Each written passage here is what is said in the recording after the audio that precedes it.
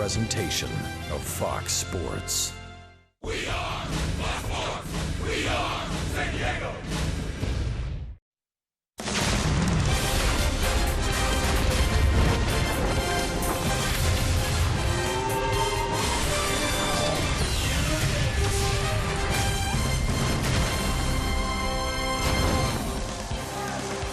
Rosales to left field. Drury going back onto the track at the wall. That ball is gone. Two-run home run for Adam Rosales, his 11th of the year. And the Padres have retaken the lead. Big night for Adam Rosales and a win for the Padres. New faces arriving after the PCL championship. Chihuahuas have moved up. Renfroe, Hedges, Azuaje, and Margot. They're all here as the Padres get ready for the final game of this series. Hi, everybody. I'm Don Orsillo along with Mark Grant. Welcome to Padres Baseball. Nice victory here last night for the Padres. Tonight they have to deal with Zack Greinke. One of the game's best, but lately not so much for Arizona. It's kind of ironic how we just saw a home run off the bat of Adam Rosales from last night. Well, Zack Greinke's been a victim of the long ball. The last five start, he has not been really sharp. The Zack Greinke I know, he's working the corners. He's keeping the ball in the ballpark. This guy throws a 92-mile-an-hour fastball, and his changeup's 88, coming in a little hot. Well, recently for Zack Greinke, the last five starts, he's been wild in the zone. He wants to pitch to contact. He can hit all quadrants when he's on his game. But right now, Don, the last 5 games, he's missing way too much in the zone. 6 home runs, 5 of those, 6 the last 5 starts against the Los Angeles Dodgers. So a good matchup tonight. We'll see Luis Perdomo on the mound for the Padres, who continues to be outstanding at the major league level. He's got to trust his stuff, and he's got to trust his infielders. Remember the 6 double plays? One was a line shot back to Perdomo. He doubled him up himself, but his infielders were working quite nicely. Spotting the fastball. Hey, when he gets in the jam, I feel he's the type of pitcher to where he can spot the ball down the middle of the plate with his breaking ball or his sinker, let the ball do the work, and take his chances that way, because recently just over 1+ runner per innings pitched on his whip. He's doing pretty darn well. Padres will try to get to Zack Greinke, who's had all kinds of success against them, 7-1 in his career. A lot of new faces, as we mentioned. Andy Green will tell us how he's going to use the new faces when we come back after this.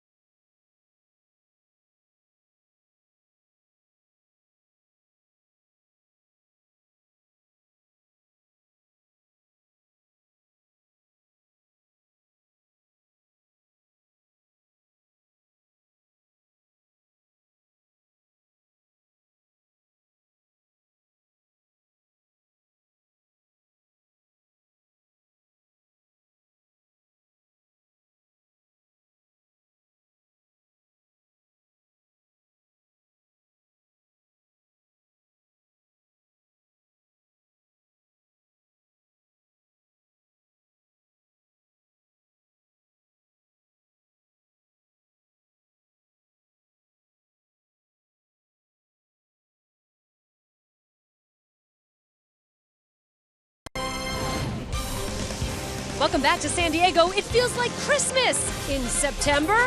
Well, it's the moment that these young men and fans alike have been waiting for all season long. September call-ups are here.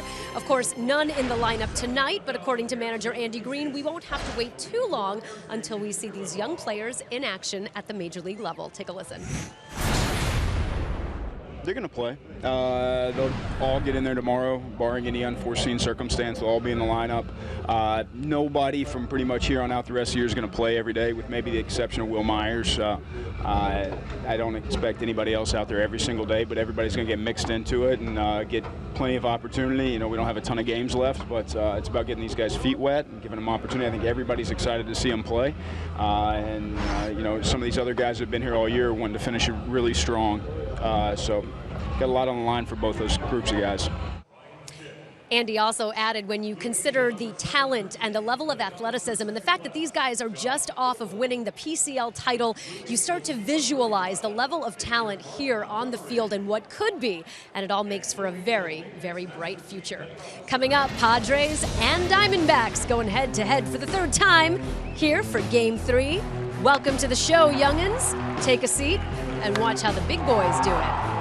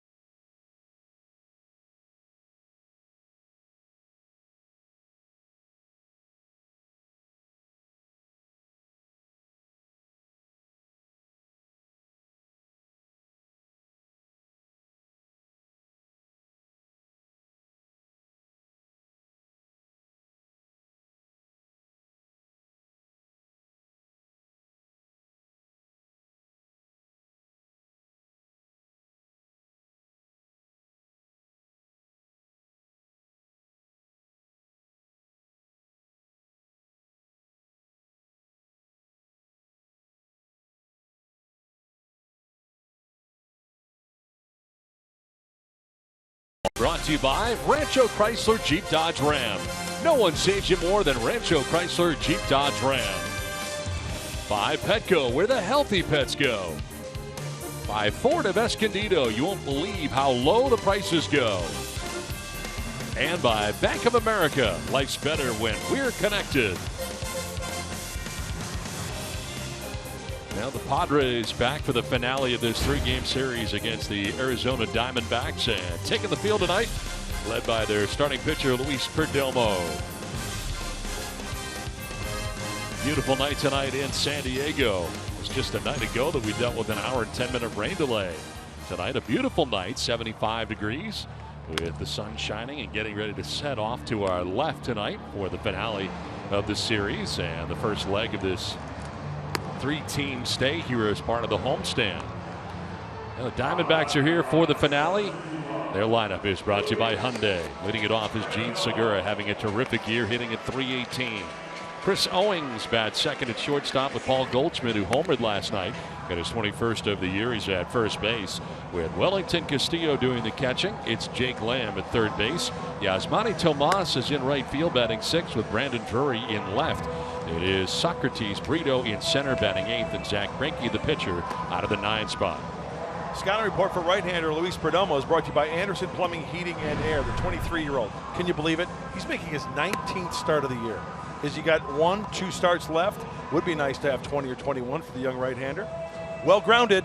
I mean, that's both ways. He gets a lot of grounders, and he's well-grounded in his mind, and he's doing a good job of getting some grounders when he needs them.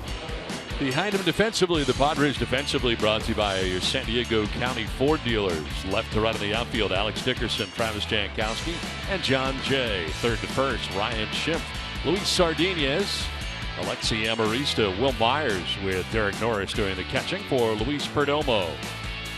So none of the newcomers called up today yet in the lineup. May see him tonight as umpiring crew. Chad Woodson as the plate, Alfonso Marquez at first, Larry Van Over at second, and Dave Rackley.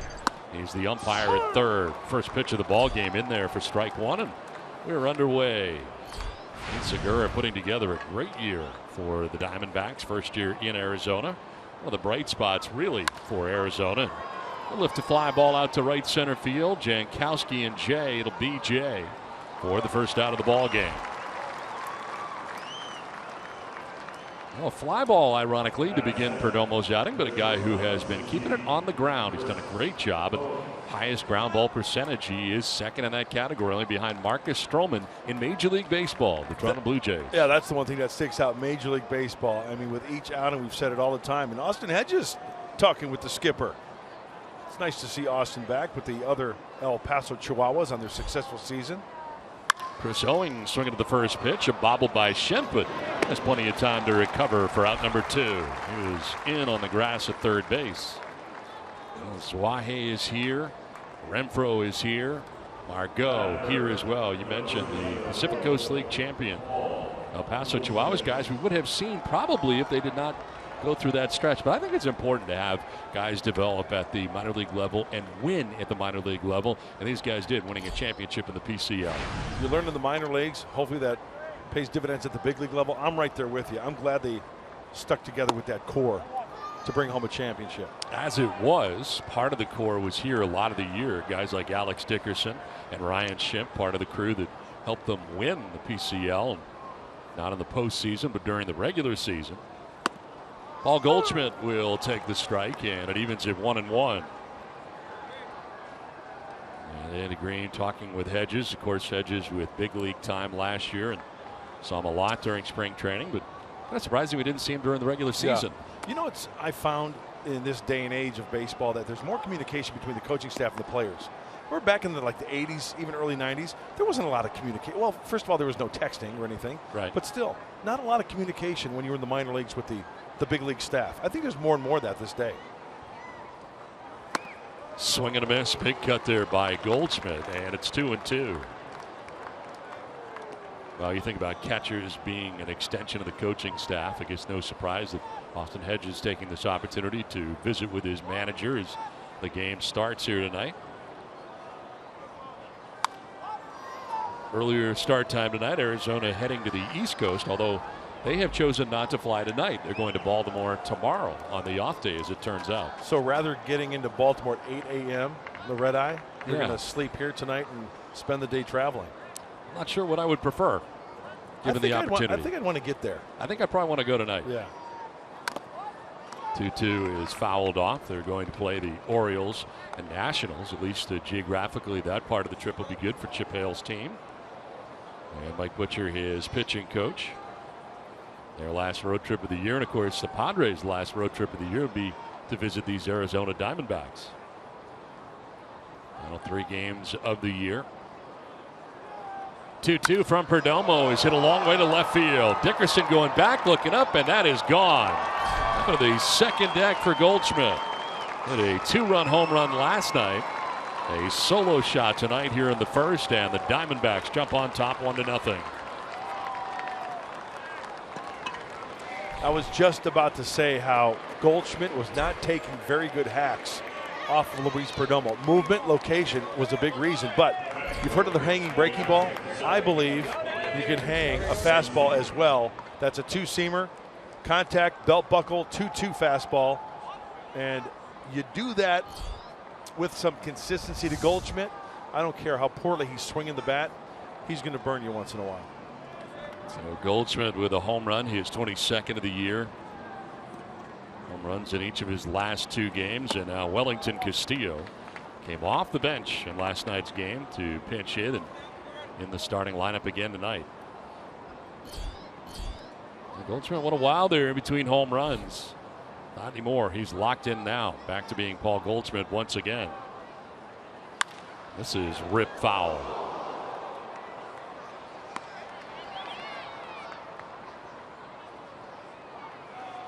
So Wellington Castillo out ahead of that, as see how Perdomo reacts to giving up the home run here in the first inning.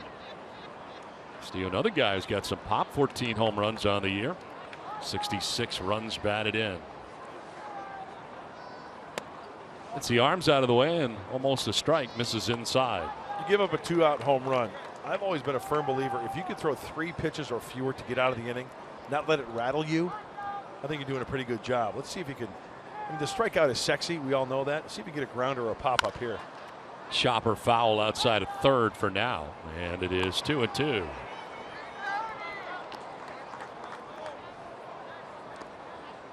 Part of being a big league pitcher, you give up a home run. How do you react?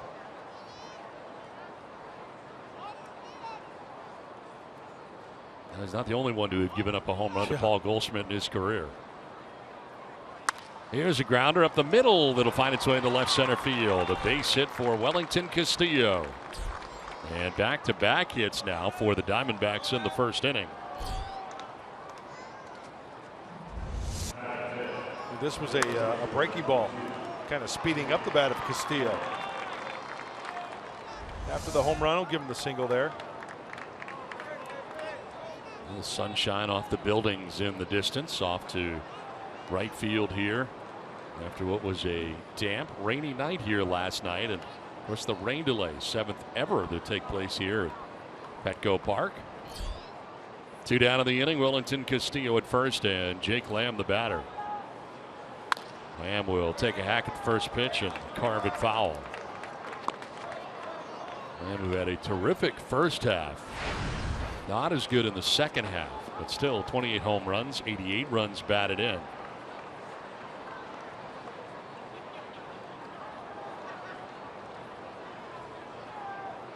An extra base threat, Jake Lamb.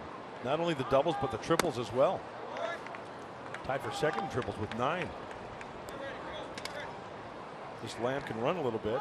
You see the numbers? Yeah, the breakdown of first half to second half. Quite a bit different, especially average-wise. Hunter Renfroe talking with first base coach Tarek Brock, getting some pointers. Foul down the left field line, 1-2. So we saw Austin Hedges in the ear of the skipper Andy Green. We've seen Hunter Renfroe in the ear of Tarek Brock, the first base coach. These guys are just sponges. Want to learn. Alan Zinter talking with, who's our mystery guest?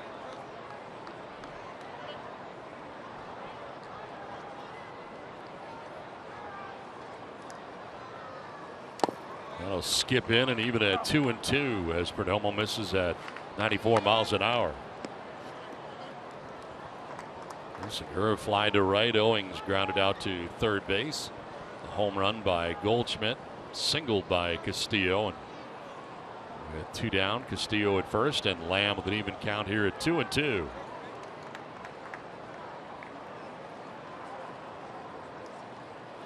And a swing and a miss. Perdomo registers his first strikeout of the night. But a home run for Goldschmidt has the Diamondbacks on top 1-0.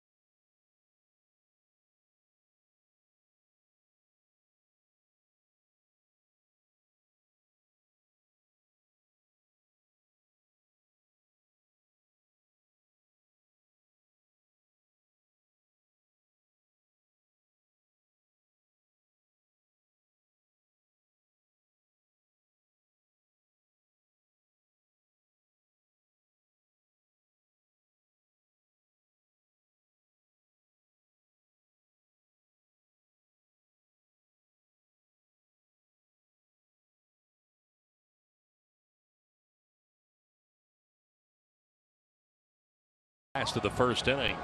Let's check out the San Diego Padres starting nine, brought to you by Toyota. Travis Jankowski at the top of the order in center field with John Jay in right.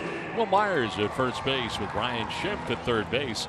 Alex Dickerson in left field. Alexi Amarista at second base. Luis Sardinez at short with Derek Norris doing the catching, batting eighth. And Luis Perdomo out of the ninth spot, the pitcher. Zach Greinke is looking to avoid losing 4 consecutive starts. This right-hander, we know his track record. We know what he throws: the fastball, curveball, slider, change. He'll divvy it up a little between righties and lefties, slider and changeup. But man, just missing in the zone. The Zach Greinke that we know hits his spots with regularity. Not the case recently. He has owned the Padres over the years. 7-1 with a 1.96 earned run average. And his first pitch inside to Jankowski. 15 career starts against the Padres with that 7-1 mark. Now field deep end straight away on the speedster Jankowski. And he'll take a look at his strike to even the count at 1-1. I was talking to some of the Diamondback announcers before the game. One of the things that Zach Greinke has incorporated is the Heron hang. Remember Darren Heron? Sure do. Dan Heron. Remember, he used to pause at the top of his delivery? Greinke has incorporated that the last 3 starts right there.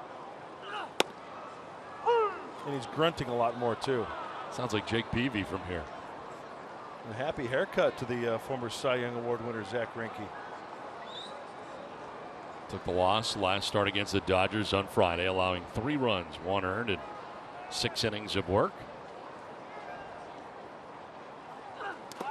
In the dirt, and it's 2-2. Did I say Darren Heron? That's where you started, really? yes, and then you moved to something else. something I don't think else. he's a pitcher, before. is he? You got to Dan Heron. Darren Heron's not even a player, is he? No, I don't know anybody who played in the major leagues named Darren Heron. It's a pretty cool name, though. It is, but he doesn't exist. No. As far as Dan Heron. Dan Heron. Yes. 2-2. And the other way. Drury is not going to get there. That'll drop in for a base hit. Travis Jankowski aboard to begin things here in the bottom of the first inning. It's time now to take a look at the keys to the game, brought to you by your San Diego Honda dealers. Oh, keys. I love the keys. Attack Zach. We just mentioned it. Wild in the zone. The home runs in the last 5 starts, 6 of them all told. And also beat snakes into the ground. See where I'm going here? If they win tonight, that means they'll win 3 in a row. So that means it's called a sweep. And with Perdomo on the hill, the ground ball ratio is 2nd in Major League Baseball. So beat those snakes into the ground. Padres looking for their first sweep of any kind against Arizona since June of 2013. These Padres fans hoping they can see a sweep here tonight after the Padres took the first 2 games of this 3-game series. So's Andy Green, for that matter.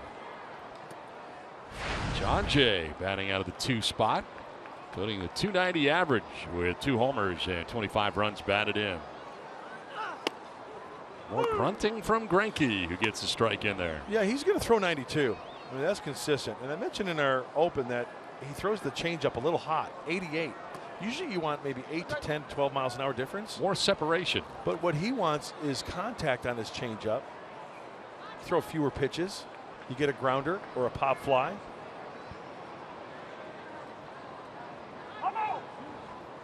Time call. John Jay backs out. If you're going to throw a fastball 92 and your changeup is 88, you better have a little bit of movement to go along with it. So that's not good enough just to have Well, the straight change. I'm not saying there. it's not good if he can manipulate the ball in a certain way and make good pitches, quality location and movement. Yes, that's fine. I just think it's a little bit too close together. Time call. Jay asked for time. Greinke taking a while. His tactic here with Jankowski at first base. And always a threat to take off.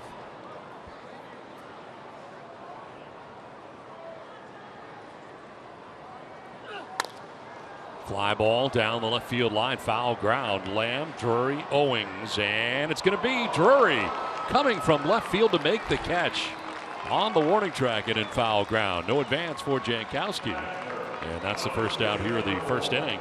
Let's check out the Diamondbacks defensively, brought to you by Ford of Escondido. Brandon Drury, who just made a nice catch in left with Socrates Brito in center. Yasmani Tomas in right. Jake Lamb at third, Chris Owings at short, Gene Segura at second with Paul Goldschmidt at first base. Wellington Castillo does the catching for Zach Greinke. Nice catch by Brandon Drury coming from left field all the way into foul ground, went a long way. It's not an easy play. That's a big out for Zach Greinke. Owings and Lamb, shortstop and third baseman respectively, also in the neighborhood, but Drury makes the catch. And here is Will Myers.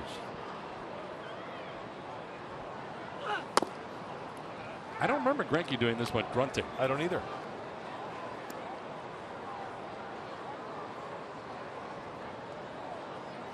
As you mentioned, looking to avoid his fourth consecutive start for the first time since 2010 that he has lost.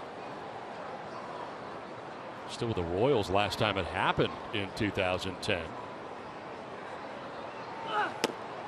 And that'll be a strike at the bottom of the zone.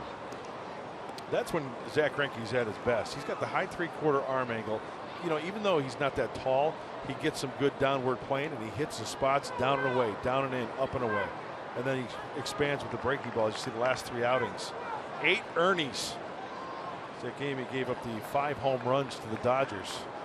Check on Jankowski, who dives back head first and safely. That's a rough day in the big leagues. For anybody, yeah. But especially pitcher of Zach Greinke's credentials. A difficult year for him. You go back and look at some of the years for Greinke coming off his best year. Sometimes the next year has not gone nearly as well. For whatever reason, has not been able to put together back-to-back years. That's a strike, and it's 1-2. So 2017, according to the... Could be big. Right, for Zach Greinke. Yep. All right.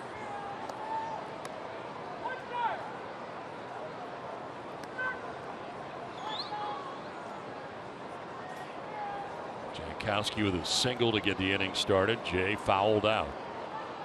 Now 1-2 pitch. And that's outside. 2-2.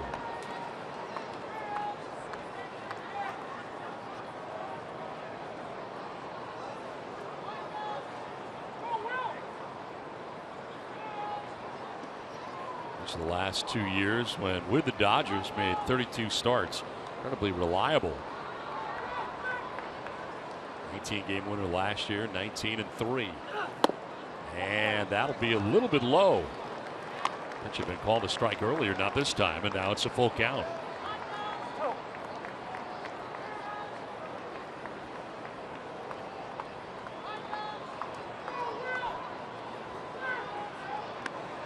Diamondbacks on top 1-0 thanks to a home run by Paul Goldschmidt off Luis Perdomo in the first inning.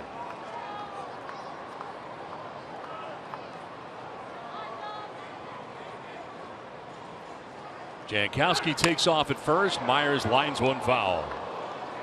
So start at first for Jankowski, but Myers out ahead of that. Do it again, 3-2. Boy, he's really reaching that breaking ball too. Curveball from Greinke. The sweeping action going out just off the end of the bat. Look at the wingspan of Will Myers getting to that pitch as Jankowski was taken off. You know, he had such a good, you know, that was the pitch to run on. Would have been a ball. It's off the plate. You got a good jump on the breaking ball. Everything's down and away here to Will. See if he can wear out right center field here. Yeah, he'll take ball 4. First walk given up by Greinke, and the Padres have runners at first and second. The last 2 seasons for Greinke, of course, 2015, 19-3, and what worked out to be his last year in Los Angeles with a nifty 1.66 earned run average, about the whip. And home runs per 9 innings, and everything different for him this year. 2015, not working out of the stretch very much, huh? No, not a lot. That's out of the windup. That's when the pitcher feels his best. Totally different story this year. First year, of course, with the Diamondbacks. And were you surprised at the time he decided to go to Arizona? Totally. Yeah. I had to pull over my car on the freeway. I heard it, and I just kind of like, obviously I'm exaggerating. But no, I was very, very. That venue, I mean. Seemed like it was a good place for him to pitch. No? Just the ball flies. Dodger Stadium? Oh, I thought you were talking about Arizona. No, Sorry. I'm talking about him surprising that he's going there and leaving the Dodgers. Yeah, I thought he was going to stay with the Dodgers. That's what Absolutely. That's why I was floored that he went to the Diamondbacks. The 1-0 is fouled off towards the end of the dugout for the Padres, and it's 1-1.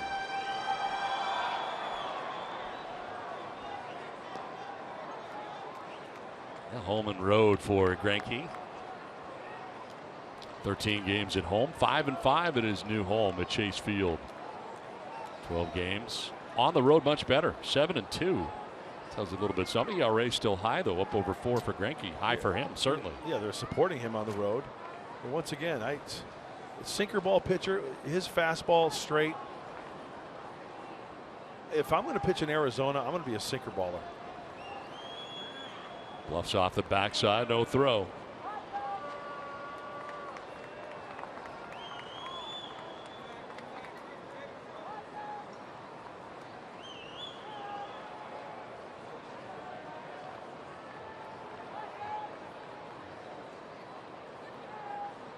The 1-1, and that's going to be too far inside. 2-1. So righties down and away, lefties down and in. That one side of the plate. Trying to bury that pitch into Ryan Schimpf. Looking deliberately. This is a different Greinke than what we have seen in the past. He's always been deliberate with his delivery, but as far as in between pitches, you're right. This will be pitch number 19 of this first inning. And that's a strike. Generous, really? Perhaps. That changes the whole at bat. Rather than 3-1, it's now 2-2 with a changeup that misses up and away. What's your line? It doesn't have to be. Yeah, I'd be yelling that, right? Yeah, exactly. 2-2 to Ryan Schimpf.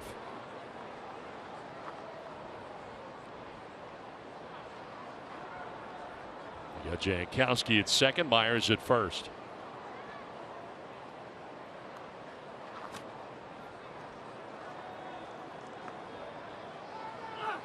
And a swing and a miss, able to get Schimpf on a pitch down and in. Fooled him there. And that's the second out here, this bottom of the first inning. Big strikeout there for Greinke. And a big slider down and in, expanding that strike zone. After trying to bury in, fastball, fastball, fastball, slider. That's even a tough pitch to foul off.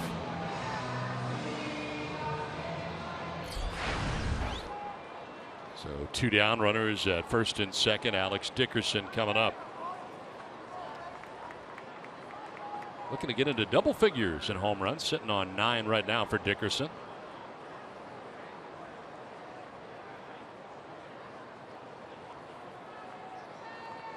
Jankowski at second, Myers at first. And the strike right on the corner at 93 from Greinke. Might be the hardest pitch we've seen yet from Zach Greinke here tonight.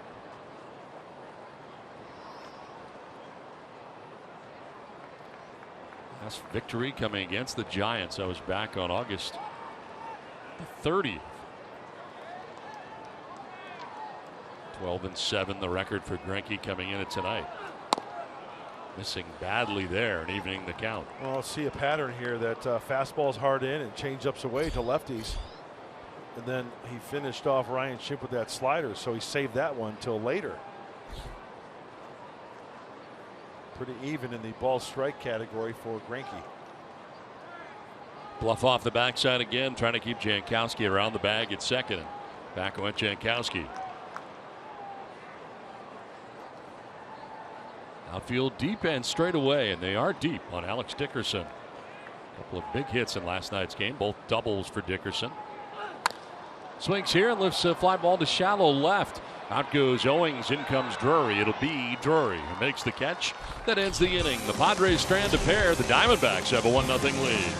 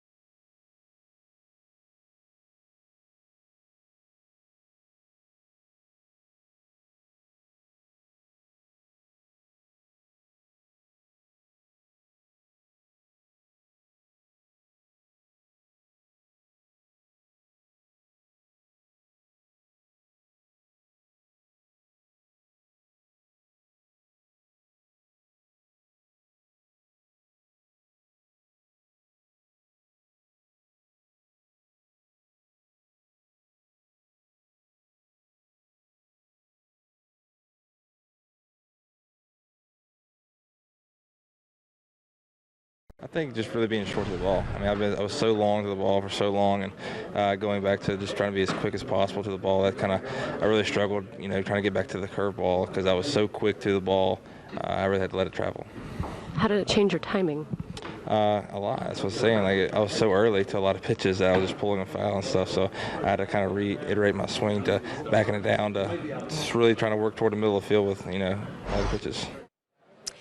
That's Hunter Renfroe talking about some of the adjustments that he's been working on in AAA with AA hitting coach Morgan Burkhart. He said they basically had to break down his swing, start from one, and really start to build it up again. But now he feels like it has affected his timing for the better. And if you look at his numbers, 30 home runs with 105 RBIs certainly warranted that PCL MVP title. All right, Julie, thanks very much. Yeah, looking forward to watching him play. Certainly we saw a lot of him during spring training. Saw him in El Paso, the exhibition game the Padres played there, and very athletic, had a tremendous year, and here are the numbers in 133 games. And looking forward to watching him play on a regular basis. I think having a full year under his belt at AAA is going to do wonders from start to finish.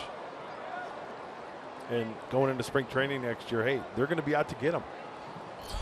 Every pitcher, they know what he is capable of doing.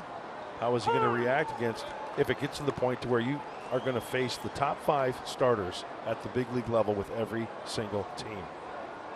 They got Manuel Margot here, Hunter Renfroe, 27th, 41st overall. Ranked prospects in baseball according to MLB.com. Zwahe, who's here, 20th ranked prospect in the Padres system. And of course, both Margot and Zwahe hired in the deal for Craig Kimbrell. In all three, Asuaje, Renfroe, Margot hitting over 300 on the year. That's special. You had Hedges that conversation. Hedges, Renfroe, Zwahe, and Margot all could be given a chance to win starting jobs next year. And certainly Andy Green expecting to give them some playing time here to kind of audition in the final, 10 games of the year. This is game number 152 of the year for the Padres.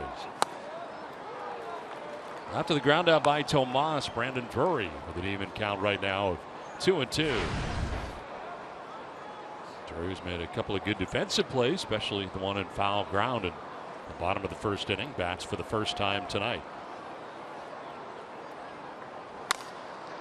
Over Perdomo's glove, but right at Amarista. 2 down.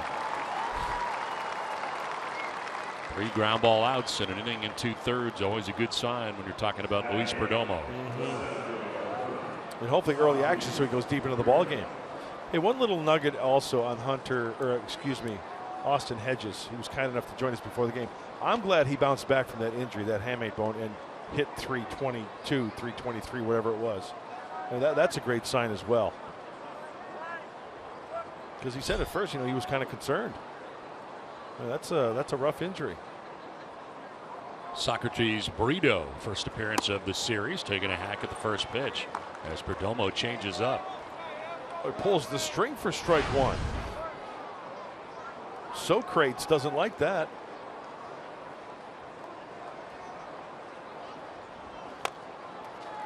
Reaching back to Bill and Ted's Excellent Adventure, I see. Huh? Excellent. Keanu Reeves. Yes? Yes. Yes. Who else? I couldn't tell you the second guy's name. No. George Carlin was in it, though. Be excellent. 2 down here in the second inning. Brito hitting under 200, coming in at 190, and a liner at Jankowski that'll take care of this second inning. A 1-2-3 inning for Perdomo, a 1-0 Arizona lead.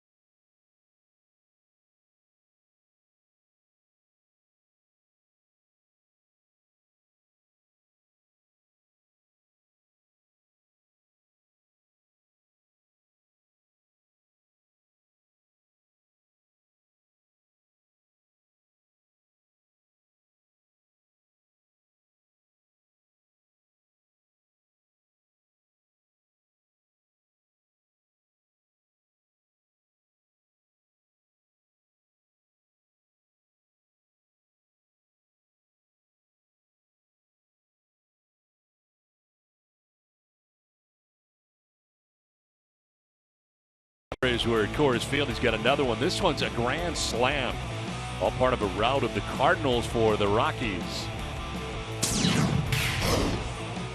Now we're on to the bottom of the second inning here at Petco Park, and Alexi Amarista will take strike one. Youngsters having a good time here tonight at Petco Park. Finale of this series against the Diamondbacks. Padres will welcome in the Giants coming up for 4, and then the Dodgers to round out the home schedule in 2016. Maybe our youngest Padres fan here tonight. Yeah.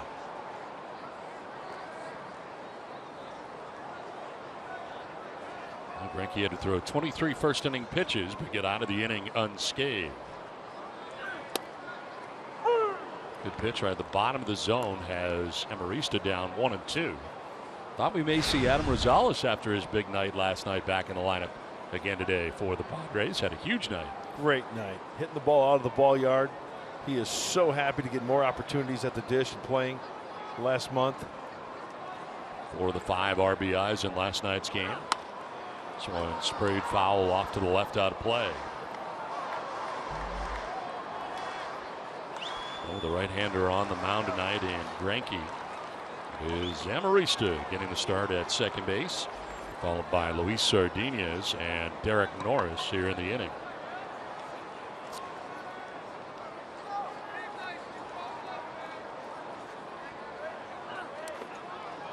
So what does the hesitation do for Greinke, this new hesitation that he's now got in his delivery? Nobody knows. Mental? Nobody knows. I talked to some of the Diamondback people, and they've asked, they don't know. But I will say this. It does give a pitcher an opportunity to stay over the rubber for a little bit longer so they don't drift towards home plate. Then the arm can't catch up. I'm not saying that's the case for Greinke, but he's incorporated his last 3 starts. Elevates and strikes out Amarista. Strikeout number 2 for Greinke. We're talking about the St. Louis Cardinals and their situation. They're just a half game back, blown out by the Rockies we were talking about. But now the Mets and Giants, the 2 holders of the wild card in the National League at the moment. Of course, the Giants will be here tomorrow. You know what? I'm looking at the Cardinals, and I'll tell you why. Their road record, best in baseball, and also their toughness of schedule. They do have, after the Rockies, they do have the Cubs, but after that, Reds, Pirates. I think that could play a big role. Now for the Cardinals, as far as winning the division, that's been not a question for a really long time. Right. And right now, the lead 16 games for the Cubs, already clinched a few days ago. Never really in doubt all year. Luis Sardinez with a ball and a strike. 288 hitter, 2 homers, 11 runs batted in.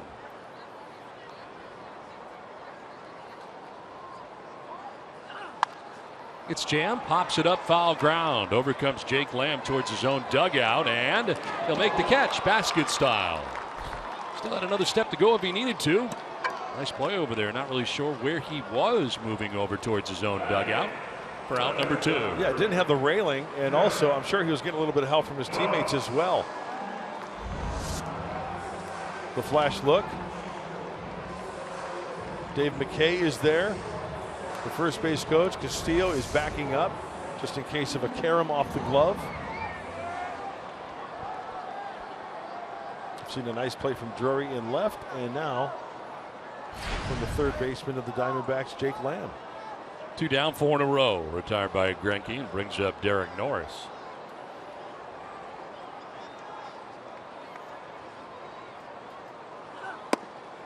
And a pitch for a strike, dropping in. Norris hitting under 200 coming into tonight's action. 183, 13 homers, 39 runs batted in.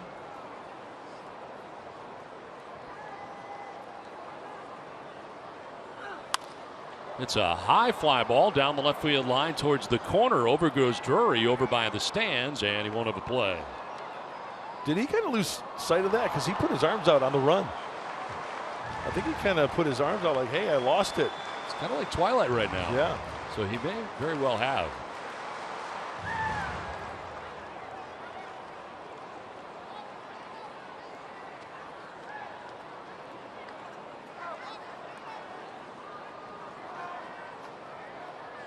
Andrews had to go into foul ground a few times tonight. Morris staying alive here, carving it foul.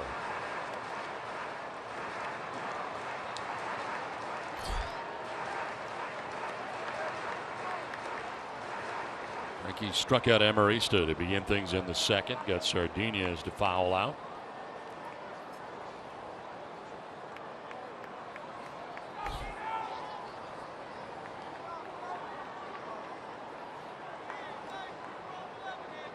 Oh, 2. And that'll be just outside, not by a lot. Well, remember, he throws all 4. The fastball, the curveball, the slider, and the changeup. This one maybe kind of overthrows a little bit. Straight over the top and trying to frame it as Castillo. Fastball away here. Keep it down, he says.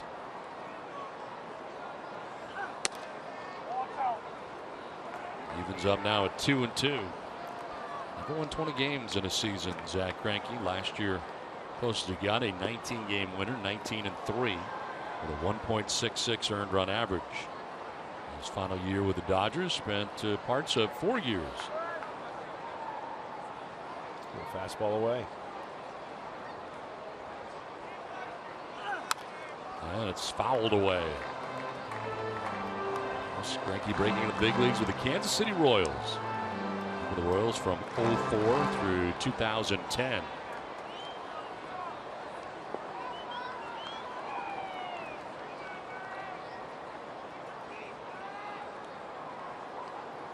That was kind of a psych, wasn't it? She wanted to throw it and pull it back. Little deke. Yeah. It's coming in on him. And it's down and in. So good job here by Norris. He has turned this into a lengthy at bat. Seeing his 8th pitch of the at bat coming up. It's after he was down 0-2.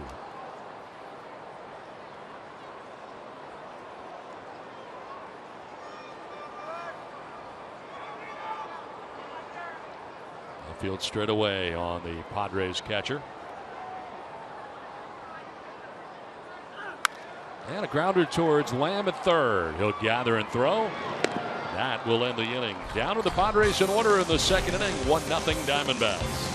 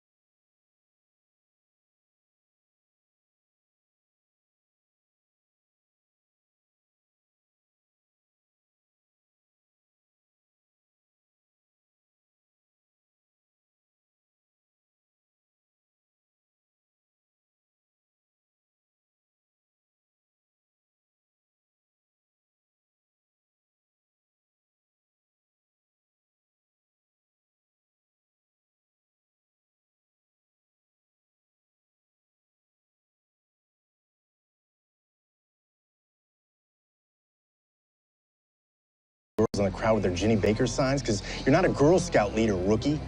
You're a ball player. You do this for you. You do this for your team, or you don't do it at all. Because you can't aim your pitches if you're aiming to please everyone. I literally just came up with that on the spot. I mean, aim your pitches, aim to please? Damn, I'm good. Well, just a taste of pitch, which is coming up tomorrow night, and certainly we're all looking forward to it. Everybody involved with Fox, I know Mark Grant is looking forward to it. Tony Bill, the executive producer of the show Pitch, of course, Academy Award winner, both producing and directing. Welcome. It's good to see you. Thanks for joining us. It's great to be here. It's not every day we get to sit next to an Oscar winner. No. And the Oscar goes to. How excited were you when they opened up that envelope and they mentioned your name? It was exciting. I tell you the real truth, though, the evening had gone so well for The Sting that by the end of the evening when they get Best Picture, right, a reasonable person would have assumed that it might have done well. Let's still get back to Perdomo, who will apply the tag for the first out of the inning.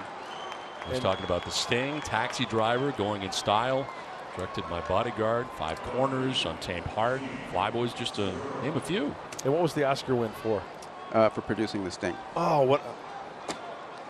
Hands down, one of the best movies ever made. Tremendous. Well, there's a lot of really good ones out there. But does this ring a bell? Yeah. I'm sure he remembers it. Lucky Dan. Place it on Lucky Dan. Good. That's very good. I remember. Blue Note. Roy Walston. Remember, he's in the ticker. Very good. I don't have a good one yet. Hold on. I'll be right with you. Very good. I'm impressed. What a great movie. Well, Tony, let's talk a little bit about the pitch and where this idea came from. Well, Pitch is the product of a 10-year development process for a feature film that we never could get made. And through sheer luck, really, thanks to Dan Fogelman and the talent of Rick Singer, who wrote the script, it has blossomed into a kind of a phenomenon, which is Pitch. It wasn't even called Pitch. It was called Curves. But, you know, luck is a funny thing. Segura grounds out, 2 down in the inning. How hard was it to cast this? I mean, because you're talking about actors. Yeah. And then you got to talk about actors who are athletic also. I mean, it there must aren't be difficult.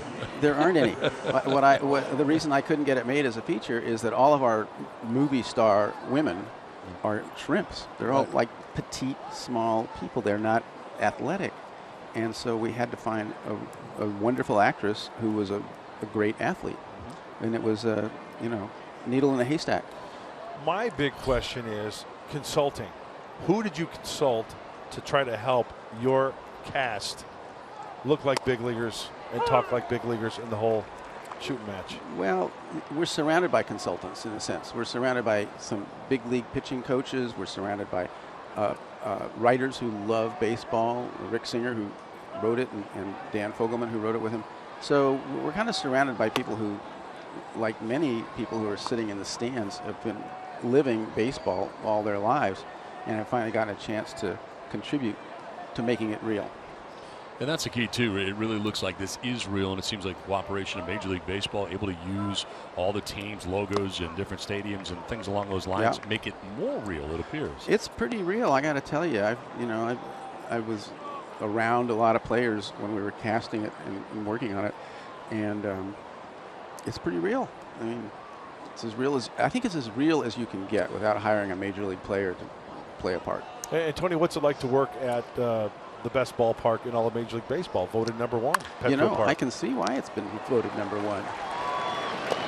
5-3 on the put out. We should mention before Tony goes. Born in San Diego, Paloma, very nice. Yeah, and watching the Padres in the late 40s and early 50s in Mission Valley at the what was that stadium called? I don't remember. Lane Field, Westgate Park.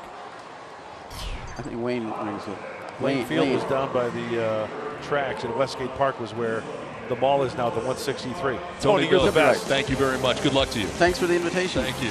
Place it on Lucky Dan. I said, place it.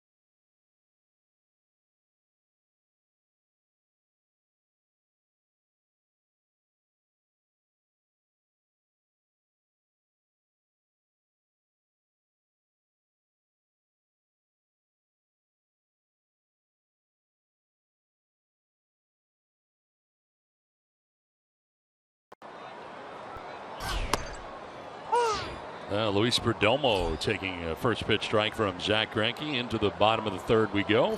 Perdomo, Jankowski, and Jay expected to face Greinke through 40 pitches through the first 2 innings.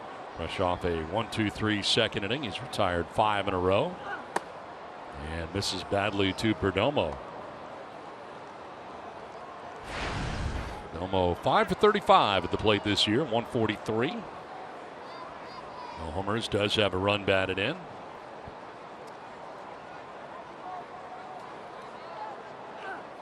And the curveball has him buckled as it grabs that outside corner. You know what? It looks like the Diamondbacks have an extra infielder with the umpire. They're playing the shift. He's got the same colored pants, the dark shirt. He does, doesn't he? And I don't think that's fair. No, that's not right. He doesn't have a glove, though. No. That's what makes him stand out. Wild swing and miss for Perdomo on a pitch headed down and away. Third strikeout for Greinke. What do you got?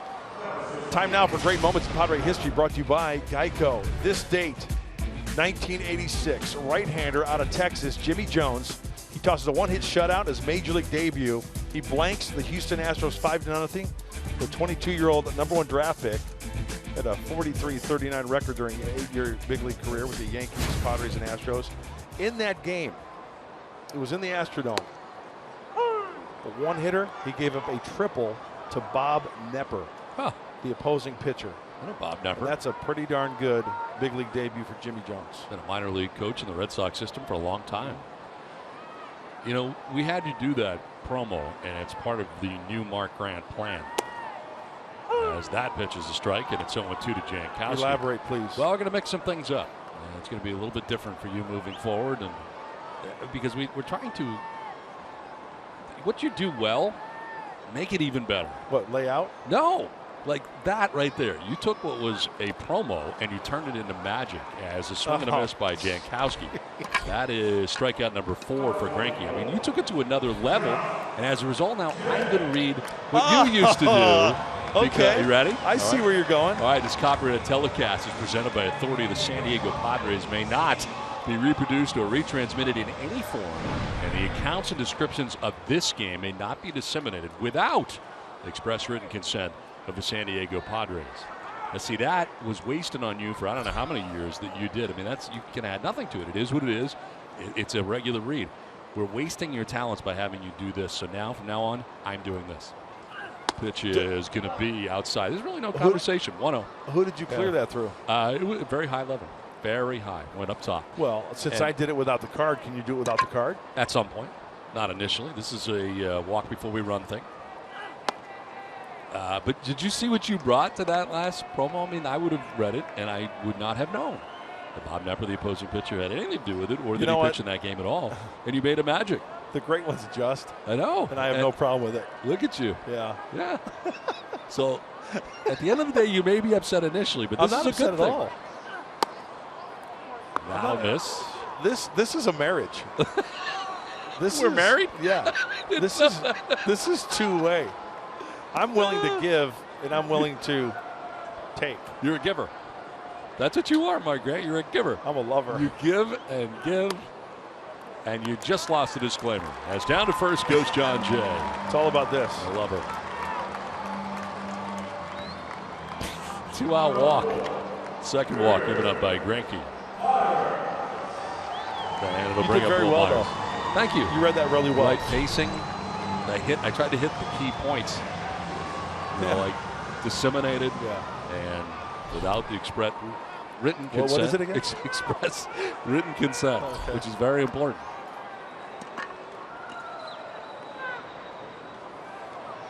Myers walked in the first, one of 2 walks given up by Greinke on the night.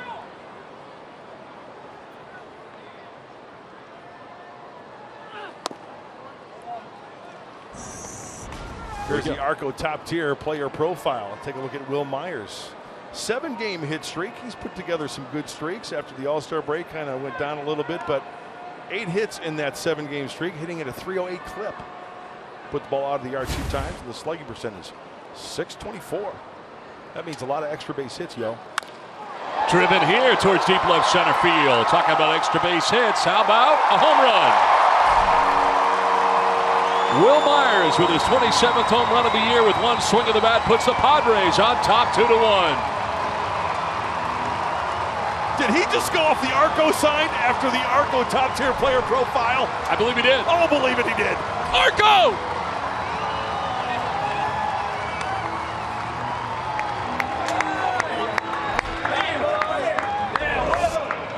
Curveball, hanger. Oh, he hangy, he will bangy. And this ball, Arco! On cue. That boy good. 2 strikeouts in the inning. Greinke walked Jay. The home run gives the Padres the lead, and now Schimpf will pop it up. Foul back and out of play. He good. Strong like bull. Will Myers. He is very strong.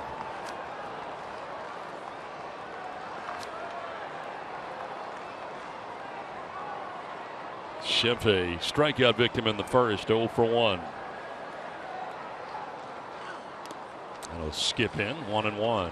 Look at this swing. You talk about recognition of the curveball, staying back just enough. The stiff front leg is right there. And Mark Sweeney talks about it all the time. All of that power generated from the top or the bottom of the legs there, generating through the swing path and sending it on its way. That's a powerful swing right there from Will Myers.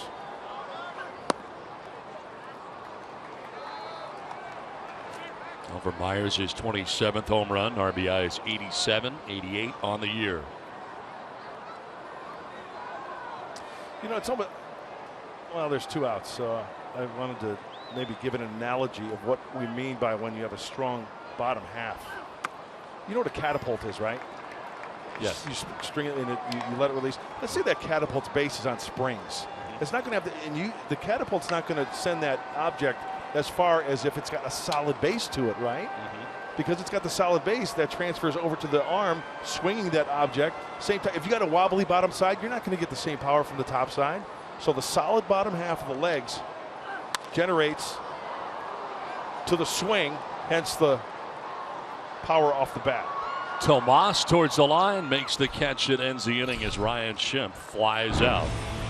Will Myers with home run number 27 of the year with one swing of the bat puts the Padres on top 2-1.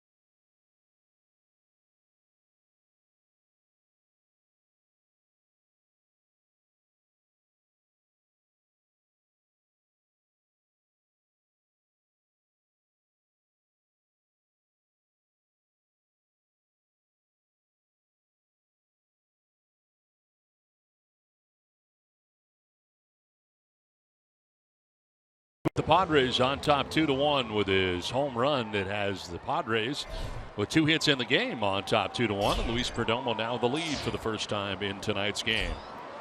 He's got to deal with 3, 4, and 5. As Goldschmidt leads it off. Tonight's Cold Hard Facts are brought to you by Clean Crisp Coors Light. Luis Perdomo, we're talking about walks per 9 innings. April and June, 4.4, but since then, 2.1. He has certainly shortened up on the walks and gotten a lot more ground ball outs along the way. You know, that tells me it's a simple phrase that we hear all the time as a kid, finally trusting his stuff. He's got such good movement with both pitches. The two-seamer, the breaking ball. He will mix in the changeup as well. But you know, I mentioned it to where rather than trying to nitpick with that type of movement, if you concentrate knee-high, hard on the plate, that ball's going to go one way or the other, and it's going to be tough to square up. And then you learn to go up and out of the zone by design, then you're on your way. So you think it's more of a confidence thing Absolutely. than a control thing? No question. Kind of fly ball out towards deep left center field. Out goes Dickerson. He'll have room shy of the track. And makes the catch for the first out of the 4th inning. So Goldschmidt retired this time. 10th birthday wish. Myers has got a home run for him tonight. 2-run shot. Now Wellington Castillo singled to center field in the 1st. Mark Sweeney alongside here as we are in the midst of the top of the 4th inning. How you doing, guys? Doing well. How Big you doing? blast. That was huge. That was a huge blast. Heard it went over the Arco sign. It did. Did you get a chance to hear me read the disclaimer? It was beautiful. I like that adjustment. Okay, I thanks. actually do. I like that adjustment. I'm excited about it. You did great with your new role. I appreciate that. What did you think of the? I thought he did an outstanding job, but what was the one thing that really stuck out? That he didn't do it by memory. This the deep third. Schimpf will pick it on the backhand, and that's out number 2. I know both of you have memorized it and have done it for a number of years. Yeah. I mean, well, no, you haven't memorized it. I think I'm rookie status still. Really? Yeah, I'm in that. You doing really well. I remember you doing it in spring training. Yeah, this year, spring training. I'm not locked in like you are, but just you have a new role. He's got a new role. You're out. I kind of like it. And you're out on that role. You got a different one. I like what you did tonight. I would like to see him embrace it. You know, I think he's a little iffy so far. No, that's not the case. He's going to miss the Now he's got to disclaimer. memorize something else. Right. And he's kind of a one-trick pony. So we'll see how it goes. But so far, so good. I mean, right after that, Myers hits the home run over the Arco sign. Yeah. Really? I think that's what it is. Hey, if it It's results karma. in victories and many runs scored, I'm in. You're in? All right. We're It's all all about in. the team. Well, Perdomo is locked in right now. Mark, I mentioned, his walks have gone down 2.1, and I said, it's confidence and trust in his stuff, don't you think? And I think his misses are better. I think we always talk about location and elevating, especially with a two-seamer guy that relies on that late movement. His misses are down. Look at that breaking ball. Our game tonight from Petco Park is presented in HD by Sony. Oh, my goodness. Just rolls off his tongue. He's creating a monster. He's so good at it. It's so good. I mean, I do it. It's a read. He brings it to life. Yeah, it's unbelievable. It's unbelievable. It's magical. Wouldn't you want to be Sony right there? Totally. If I'm the Sony people, they're renewing their deal I'm on right the now. phone right now going, Orsillo never reads that again. How many more Yeah, Mud years reads and I'm in? Yes, Mud should read that. There every it time. is. There Maybe it a is. homer over Yep. Sony next half. Yep. Here we go. See what happens. Not here, though. No. I said next Oh, half. next half, my bad. Racing over is Sardinias in foul ground, and he won't have a play. I think he started yelling at me right there. Yeah, he did. It was a little aggressive. I I thought. was a little aggressive. Maybe it's just he's out of kilter He doesn't know tonight. what to do. He didn't show up here today knowing he was going to read all these promos that he normally doesn't. You He gotta thought he was know. going to do the disclaimer like he does every I night. have to admit, when Mary Bodecker gave me that promo here, I went, He got very nervous. But then I explained to him but what was going on. But I made the adjustment. Yeah. The great As ones you do. mentioned, the great ones do. Yes, they do. So I'm very excited about this. Fly ball playable this time for Dickerson in left. And he will put it away. How about 10 in a row? Retired by Luis Perdomo. It's 2-1 Padres.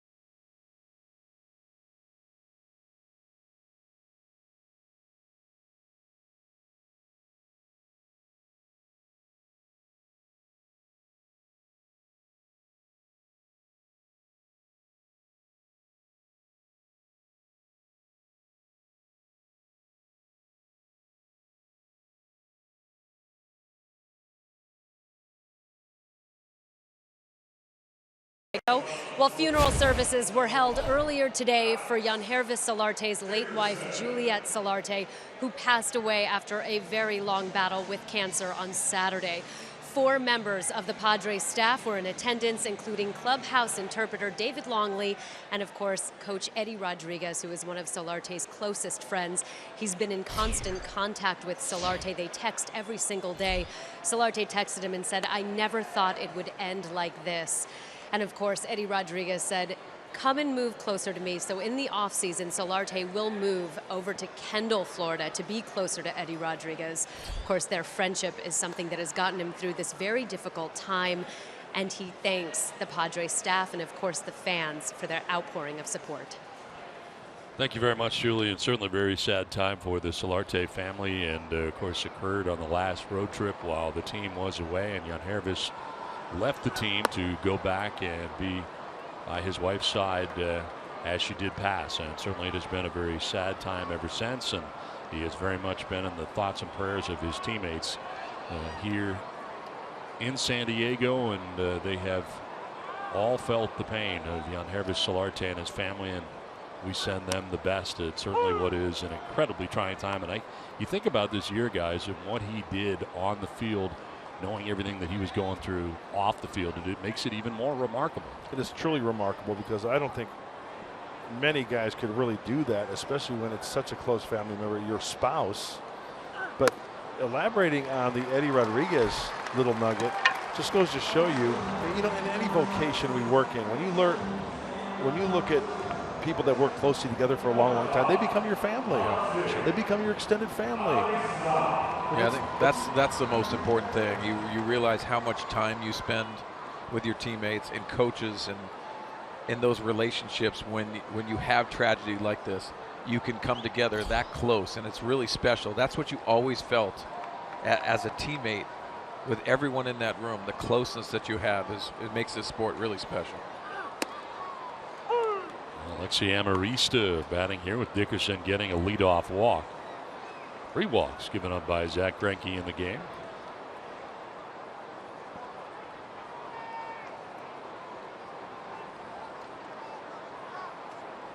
We've talked about Eddie Rodriguez as kind of a personal side of things here, and him attending the wake and the funeral.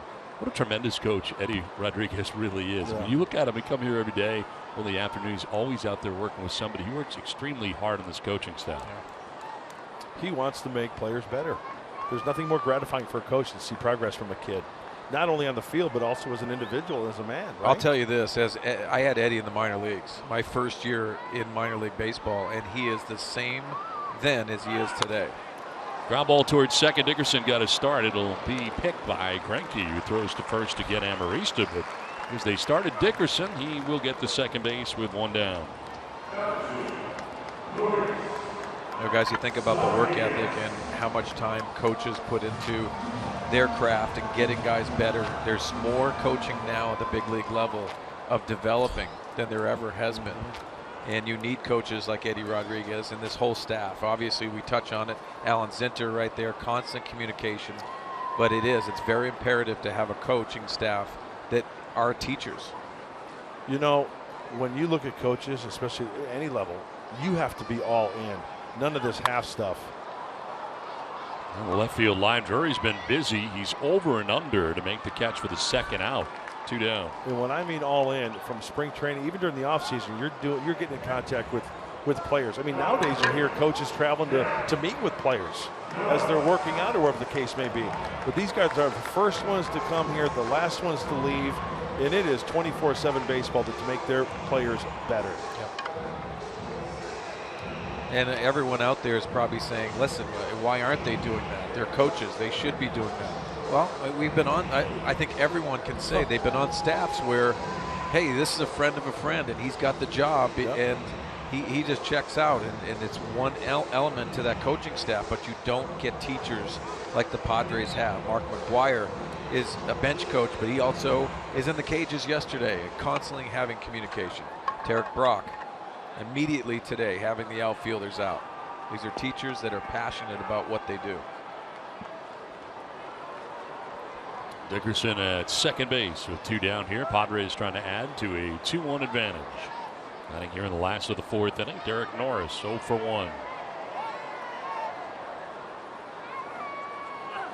Talked to Tarek Brock a lot about the defense that he handles in the outfield with the outfielders, and he's had so many different guys this year working out there, and he's done a great job. Travis Jankowski too has really done a tremendous job, just his natural ability anyway, but also getting better at positioning out there where he should begin. Yeah, Don, think about it. We're into the defensive shifts, and we're focused on the infielders, the outfielders' placement, how you're going to try to take that bleeder away, so you're going to play in a little bit, but positioning in the outfield is just as important. And also knowing that your outfielders, because some outfielders, and in my case in particular, I didn't get a lot of playing time. I liked playing deeper and going forward. There's a lot of outfielders that don't feel good about going back on balls because there's no help behind you. So it's very uncomfortable. So Tarek Brock needs to know what are the strengths and weaknesses of every outfielder. Well, you got Perdomo waiting on deck, so they're just going to put on Norris after Greinke got behind him. This will be the fourth walk given up by Greinke, the first of the intentional variety. They got to be careful of the first pitch. Perdomo has shown where he's been aggressive, and he has put on some pretty good at-bats this year for a first-year guy. You got to remember, coming from single A, you don't hit as a pitcher in single A. At the higher levels, when you play National League teams, you will hit. But Perdomo has handled himself very well this year. 2 on, 2 down. We'll see what Perdomo can do. I actually kind of chuckle every time I bring up this little nugget. This kid we're looking at was pitching an A-ball last year at Palm Beach. A-ball. He's had a tremendous year, had a chance to develop at the major league level, and he has elevated his game during the course of the year. And you're right, Mark Sweeney jumping on that first pitch.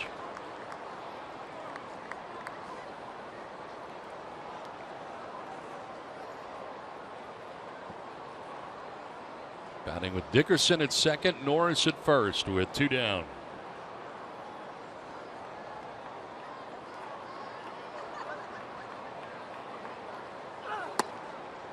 The Padres started spring training with what, 4 Rule 5 guys, and only Perdomo made it the entire season. Yes. It's a tribute to him and how hard he's worked. And think about some of the things you can say that are very good about him. I love the calmness, his demeanor on the mound. He even has it at the plate here. He doesn't look overwhelmed by the situation. And that's something that if you're evaluating, you always talk about, hey, the pitch does this, and he's got a good breaking ball, nice changeup. Well, mound demeanor goes a long way. And good, bad, or indifferent, if you have that on the mound, that's to your benefit.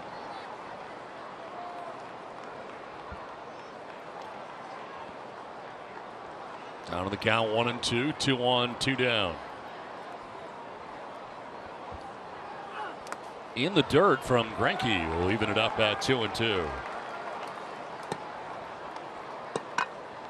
This has not been the Greinke we're used to seeing. Just the breakdown alone here, he's thrown 75 pitches, 39 for strikes, 36 for balls.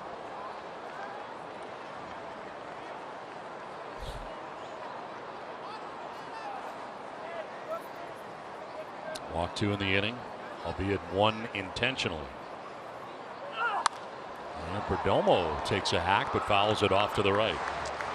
Mark, Don and I were talking earlier. I don't recall Greinke grunting as much in the past as I've heard this year, this particular outing. Yeah, he sounds like Monica Seles.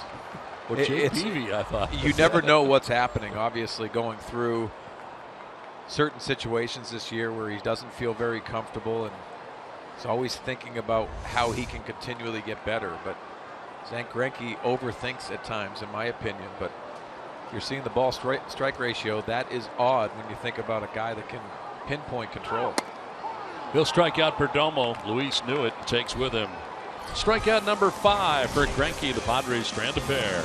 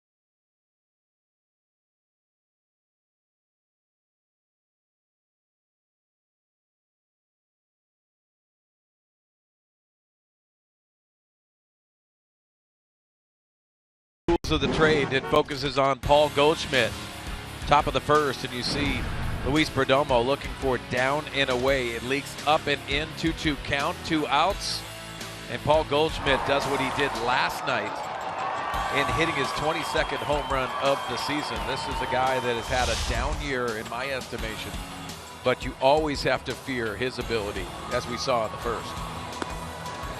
Hit a 2-run home run in last night's game as a solo shot in tonight's game, representing the only run. While Perdomo, who right now is in a stretch of retiring 10 Diamondbacks in a row.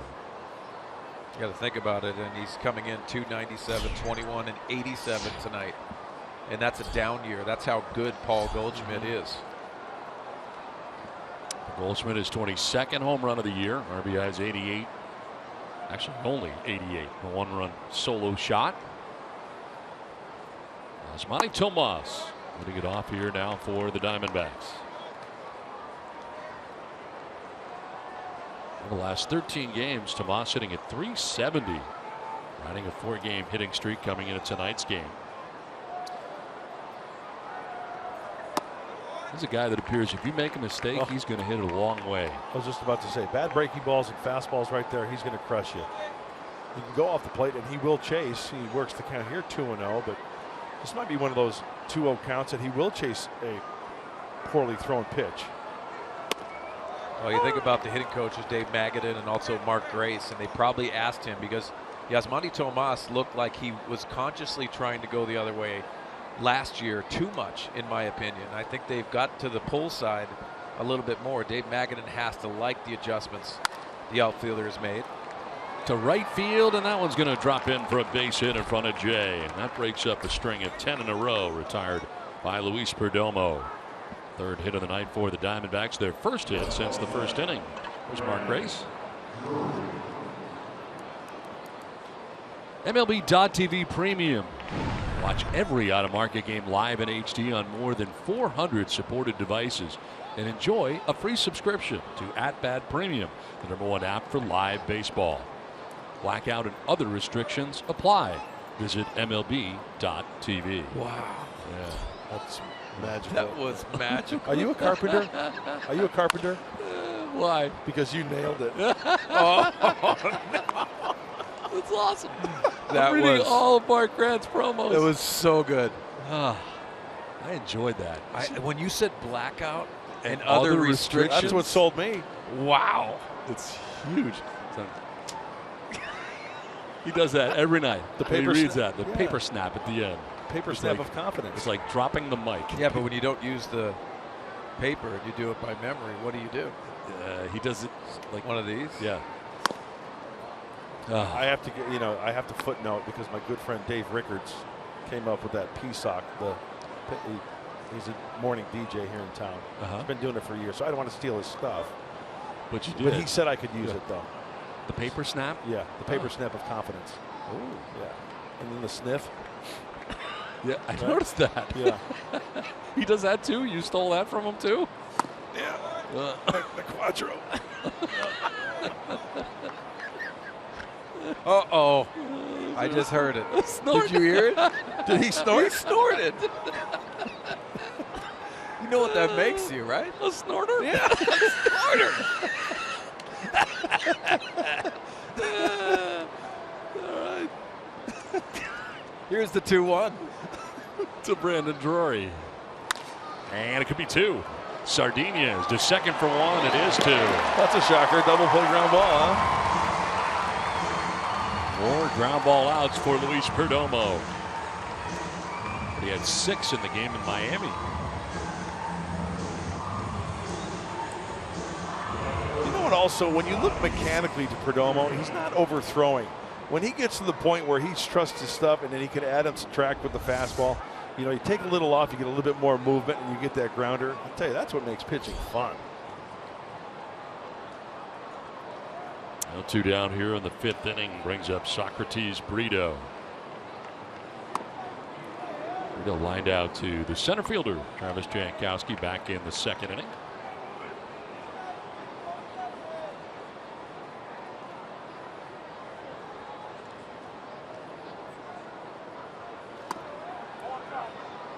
Now Mark Sweeney, you and I went to El Paso. Mark Grant kind of big leagued us at the end of spring training. Let everybody know that he would not do any exhibition games at the end of the spring. Yeah, that's what I heard too. Required travel. Had his agent contact everybody and say that he was not going to make that trip. So you and I went. Yeah, we were fine with it. We were fine with it. It was okay. Yeah. I mean, you know, You're we'll on the spend charter. time at AAA, so why not? Minor leaguers. Right. So anyway, we go and we saw, I mean, we were there for the last exhibition game of spring training for the Padres, how excited everybody was about the Chihuahuas coming this year because they knew they had a very good team. Who knew that they'd be the champions of the PCL. Yeah, you think about all the players you touched on, all the players that go through AAA, and to maintain that. And the fan base has a lot to do with it. The excitement of going to the yard every single night in El Paso. You saw that immediately when we went to that exhibition game. They drew pretty well. I mean, I don't know what the attendance figures are, but they drew pretty well each and every night, didn't they? It's a great yard, too. I mean, it is a fantastic venue. And we had a great time without you. Yeah, we had a good time. Payoff pitch.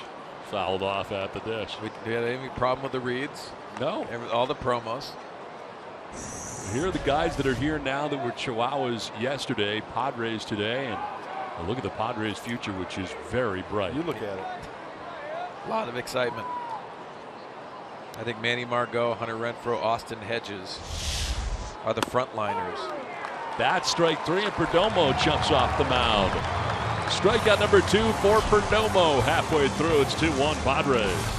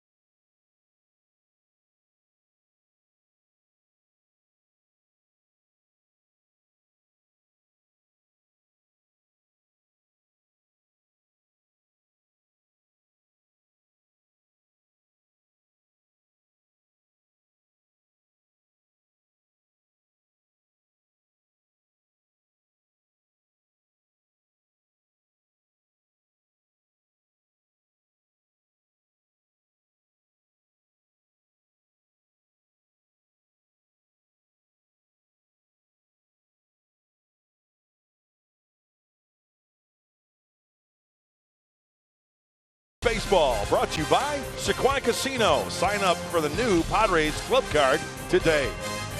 By Rancho Chrysler Jeep Dodge Ram. No one saves you more than Rancho Chrysler Jeep Dodge Ram. And by Mercury Insurance. We're on a mission to save you money. Log on to mercuryinsurance.com today. Don? Oh, that was solid. Unbelievable. Nicely done. Really good. Really good. Thank you. Wow, you can do this. Travis Jankowski leading it off here in the bottom of the 5th. Are you sweating? He is. Oh, I'm pitting out big time. See it? He asked. But it's not necessary to see it. No. We don't need actual evidence. We do not.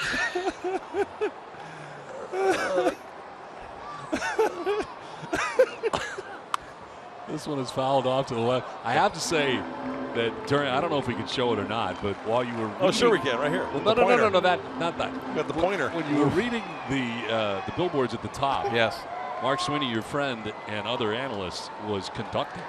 It was like he was conducting a symphony to try to help you. There's a worry when thing. you go with new stuff. There's a worry, and then I'm hoping, and I hear Mike Pomerantz talk about these reads all the time. To the backhand goes Goldschmidt. Covering as Greinke does a nice job of getting over there to retire Jankowski. Here it is. Look at this. I'm nervous right here. So, yeah, there Conducting. you go. Like you're a conductor. Yeah, because you got to add a little oomph. Yeah, there you go.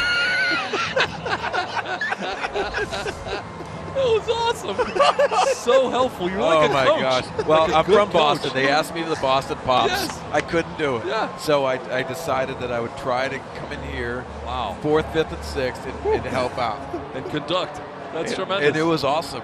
Really good. Too. Nice work. Really Thank good. you. Thanks. I couldn't have done it without you. Did you feel like I wanted to help you? When you went like this, I gave the emphasis. Yes. So good. It's hard, too. You're one word away from a complete blow-up. I mean, and then it's just terrible. That's why I was sweating. Yeah. Don't show us next time, please. John Jay swings away, pops it up, foul ground. Lamb won't have a play.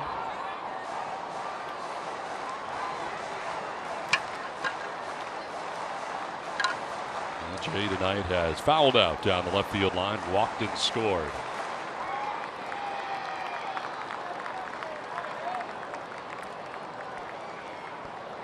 Game 152 of the schedule for the Padres. Two teams yet to welcome to town before heading on the road.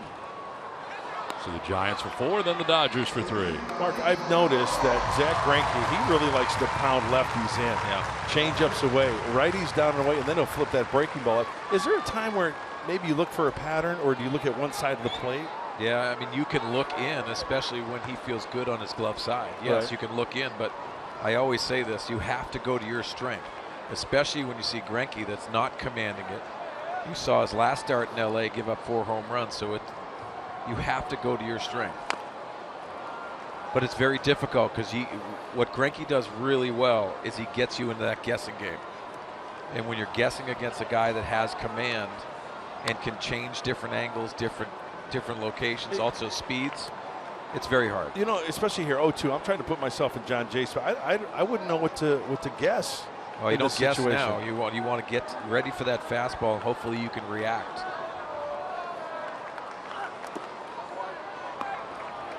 You know, the ability of John Jay, especially when you can go the other way in these situations, you can let it travel. Even if you get jammed, most times it's a foul ball. So you're okay with that. The guys that are pull conscious, that's when you start changing speeds and you can get really embarrassed. And that's what Hunter Renfroe was talking about in that little bite we heard from him, letting the ball travel a little bit.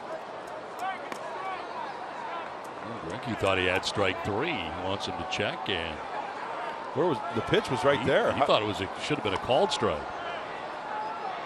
Yeah, my opinion, this is right here, right on the end, and tried to catch it in the webbing of the glove, and he drops it. A costly drop. If he probably holds on to that, maybe it's a strike. So instead, another opportunity here for John Jay. Slider. And it's grounded down the first baseline, foul. Pitchman into foul ground for good measure, but a foul ball will do it again. 2-2.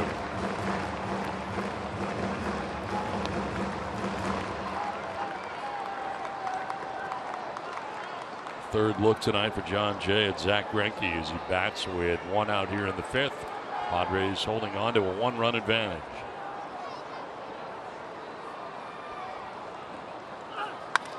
To short and Owings for the second out of the 5th inning. Time now for Quicken Loan Rocket Arms. Zach Greinke last 3 seasons, you can see, with the Dodgers. And now with Arizona, that has slipped a bit. Gone through some health issues this year, but also moving to another team, not as easy as you would think. You know, I think there's something to be said about the oblique injury. Even when you're healthy, you never know. That can affect you for a full season. That's a very, very touchy injury.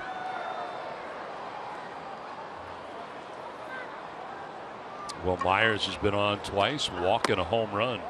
It's his 2-run shot, the third that he has given the Padres a 2-1 advantage.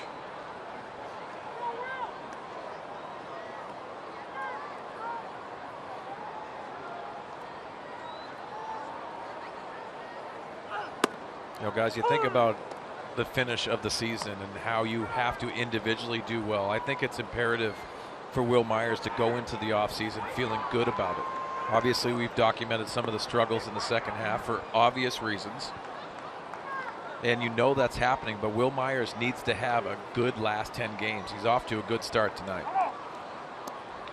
Well, he loves hitting here at home. He has documented that, and also finishing up in Arizona where it's a good hitter's ballpark. So hopefully that comes to fruition for the Padre first baseman all-star.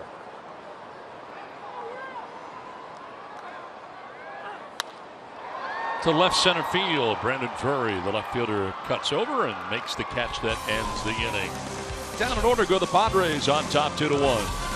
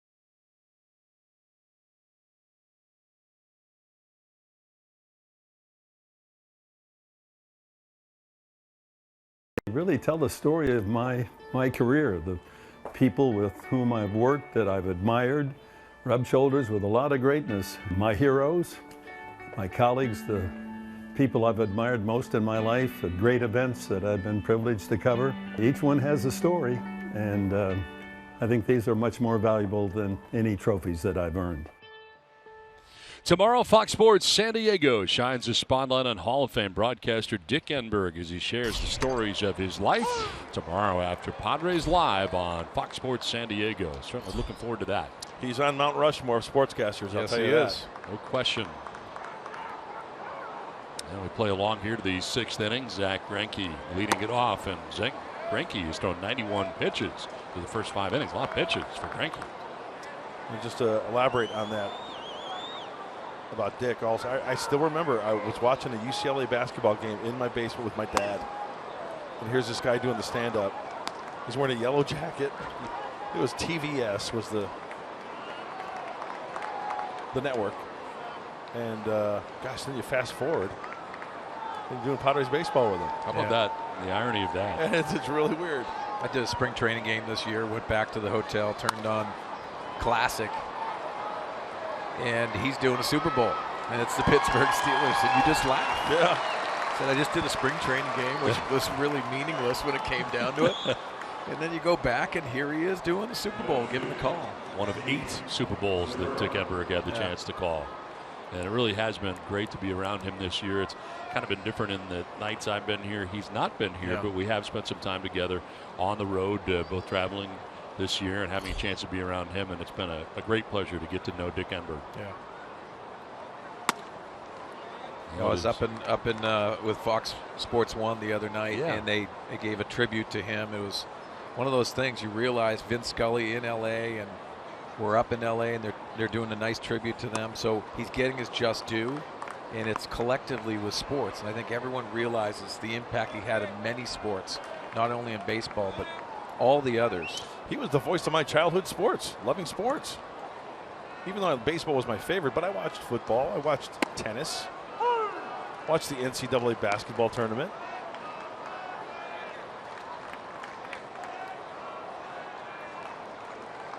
Gene Segura batting here with one down. A bunt bid down the third baseline. Schimpf was backed up and has no play. Segura will reach as all Schimpf could do is pick it up. Well, perfect timing for Segura. You see it. You give a peek down. Ryan Schimpf not playing a lot of third base. So you want to try to take advantage of it, pick out a good situation. Perdomo coming in, easily laying that down to third base, and waltzes into first.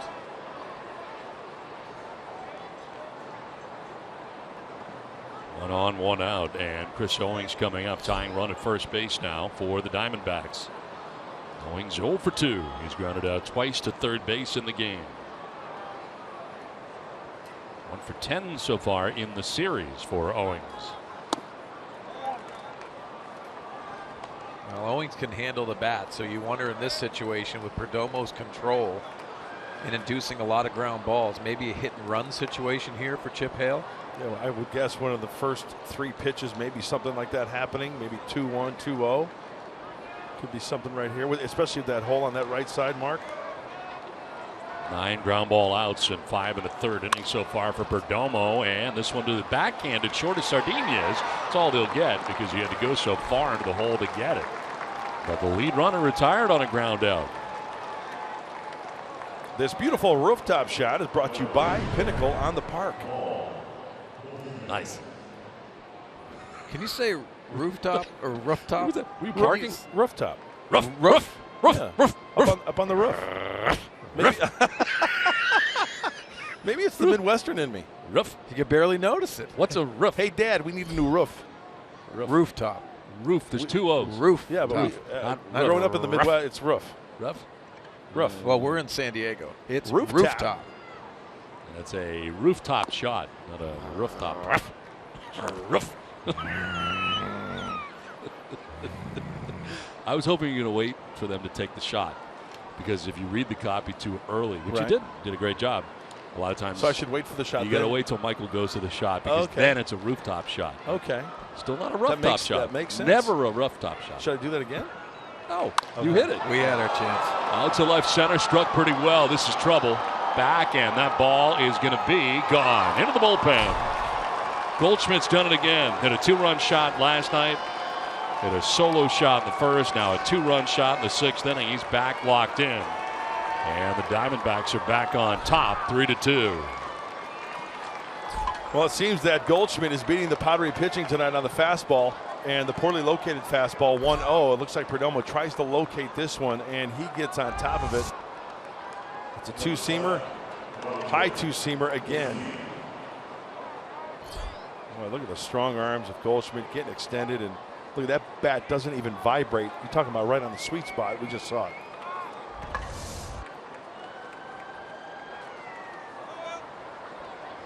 Now Wellington Castillo, the base is empty. Will take a pitch outside. Singled in the first, grounded out to third base in the 4th, 1 for 2. We were talking about it last night. Goldschmidt had gone a long time in between home runs. Now he's got 3 in the last 2 games.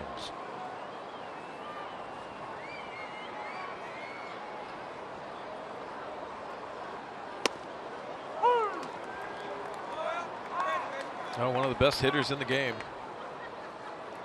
And everyone fears Paul Goldschmidt when you go over those scouting reports before a series against the Diamondbacks. He's the #1 name you talk about. We mentioned this before, and was it last year, the year before, his Triple Crown threat? You know, every single year he's been in the MVP conversation, and for good reason.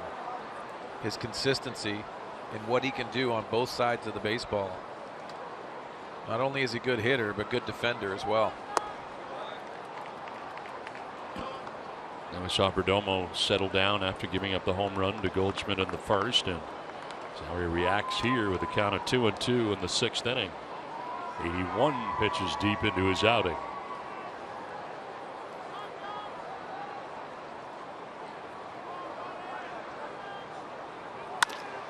Left side to the hole. Sardinez, long throw, and he's going to get it there in time. Nice pick by Myers. Had to go to the basket style to reel it in. Two-run home run for Paul Goldschmidt. Arizona now on top 3-2.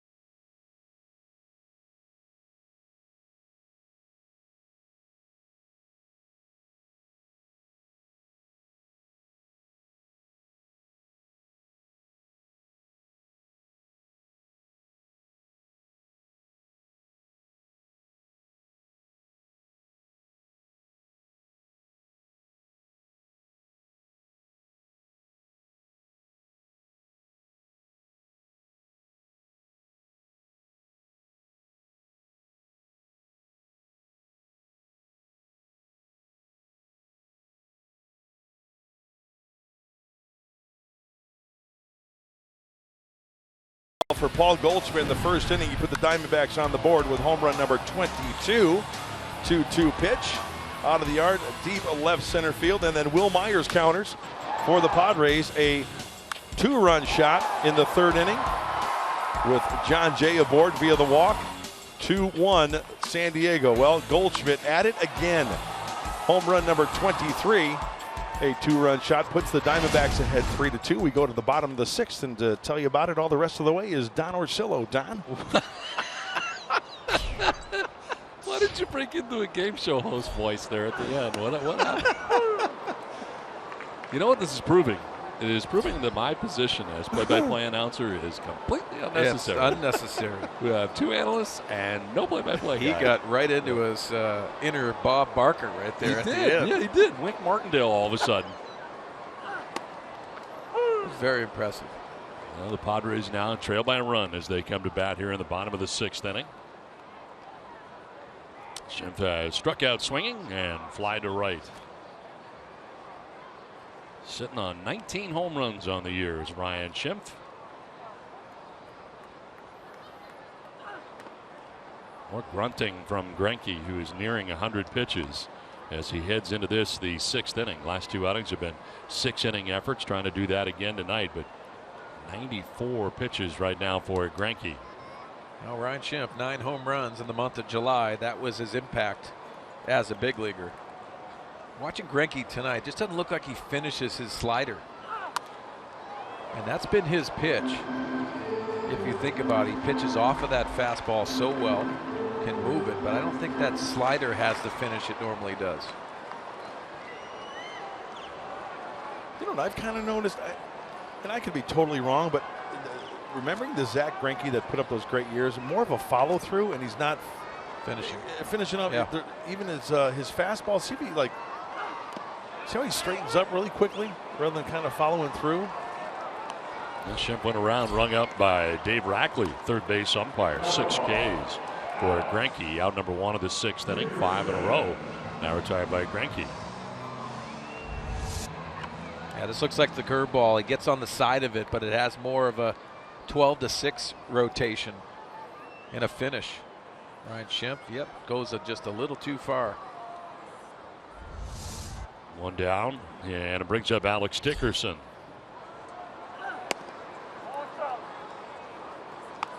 Dickerson flied out to left in the 1st, walked in the 4th inning.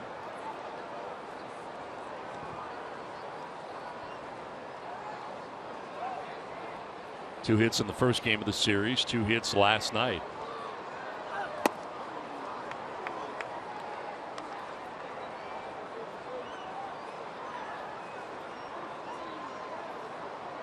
That's now the Lexi Amaristo waiting on deck. Padres went from a 1-run advantage to now trailing by a run.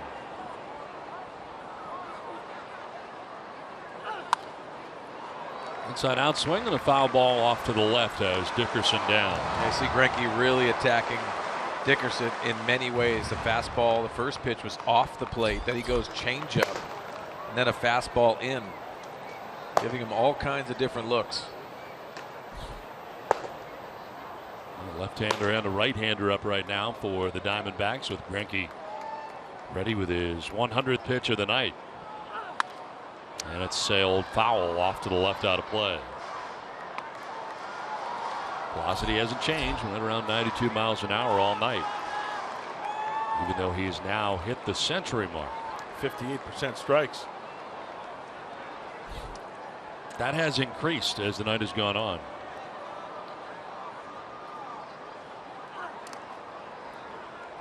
Evans at 2-2.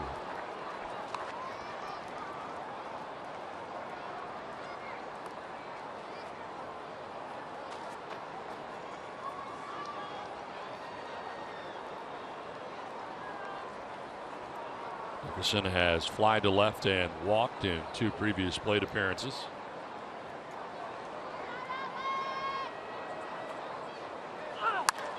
Ripped but out ahead. Wow. That ball smoked. Now, if I'm a pitcher, I'm coming back with a changeup. Mark, look at how quickly he gets to this ball here. Yeah, you know what? He was thinking inside. We talked about that earlier in the game, and good for Alex Dickerson. He's on the fastball. Just a little too quick. There it is. Anytime I had a hitter way out in front of a fastball, he's on it like that, I went right back to the changeup. Looks like a fastball, but he's gearing for it again, and then before you know it, he commits. Well, now Alex is engaged. Now you don't have to look in. You want to react in. See if he goes with that 2-seamer away here. On to the changeup.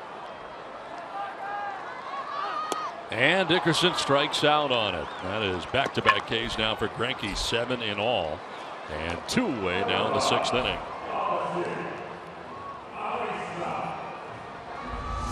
Well, we mentioned it prior to the game.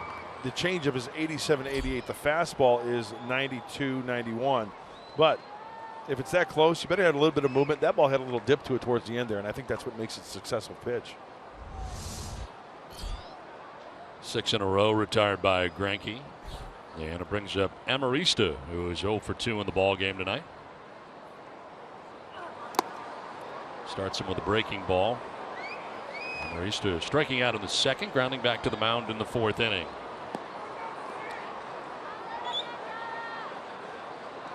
Padres have action for the first time in their pen,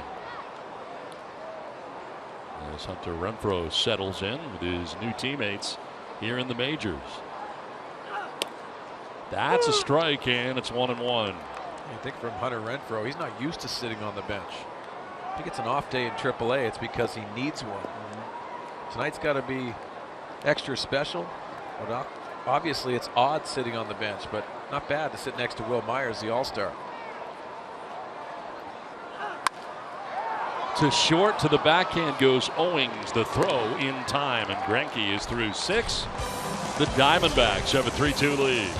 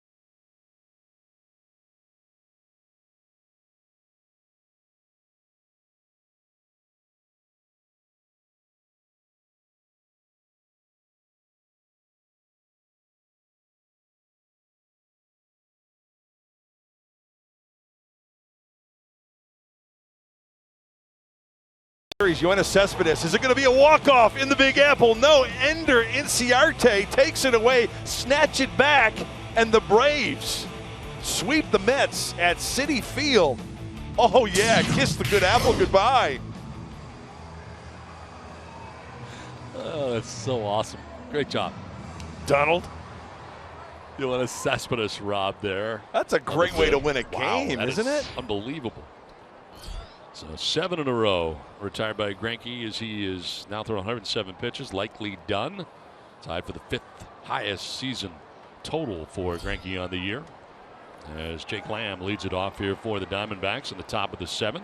Pitch 83 for Luis Perdomo in there for a strike. That was the first sweep for the Bravos at Mets Citi Field since September 2012. So a big series sweep for the Bravos. Fly ball right field. John Jay over a few steps for the first out of the 7th inning. So 1 down and brings up Yasmani Tomas. Is grounded out and single. Huge night for Paul Goldschmidt. 2 home runs. Solo shot in the first, 2-run shot in the 6th. He supplied all the runs for the Diamondbacks in the game.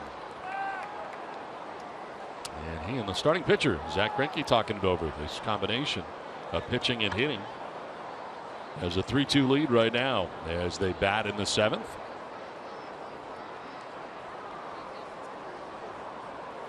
And Tomas swings over the top of that pitch, breaking down and in. Tomas grounding out at third in the 2nd, single to right in the 5th.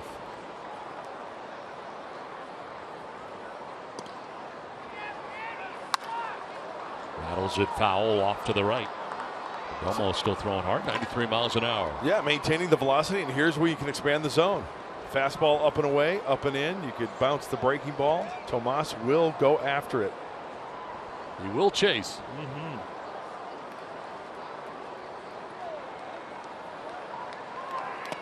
Didn't chase that and gets his first ball. 1-2.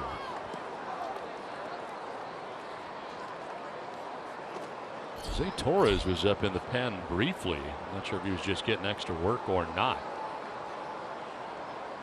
Has since sat down.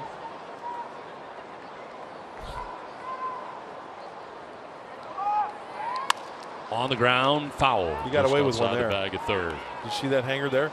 Out in front of it, just a little bit too much. Dangerous area for Tomas.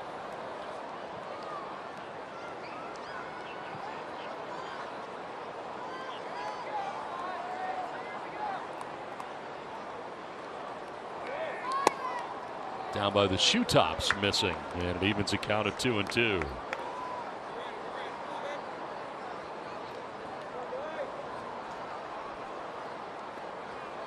Tomas now, Drury waiting on deck. Diamondbacks trying to add on to a 3-2 advantage. Almost starts and stops. Nobody on, so not a problem.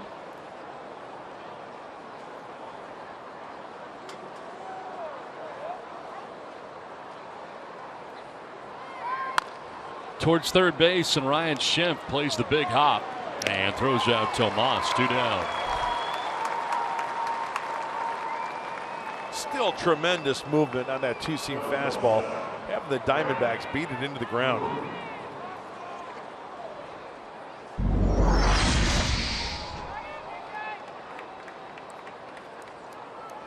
It's 12 ground ball outs for Perdomo with 2 outs here in the 7th inning.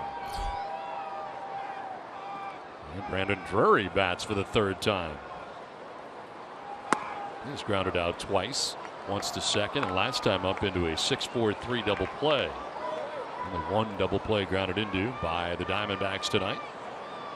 0 for 10 in the series is Brandon Drury. Whoa, worked underneath that one. It kind of overthrew it just a little bit. One of the few pitches that he has thrown working underneath and trying to hump it up a little extra. You see the breakdown early on, the heaviest workload, 20 tosses in that first inning. And he settled down quite nicely. Just a couple of bad pitches to Paul Goldschmidt. Perdomo last time out went 6 1/3, only threw 87 pitches. Prior to that, 103 against Colorado at home. Grounded by the mound up the middle. Sardinez ranges over, and his throw is good and in time to end the inning. 13 ground ball outs for Perdomo. 3-2 Diamondbacks.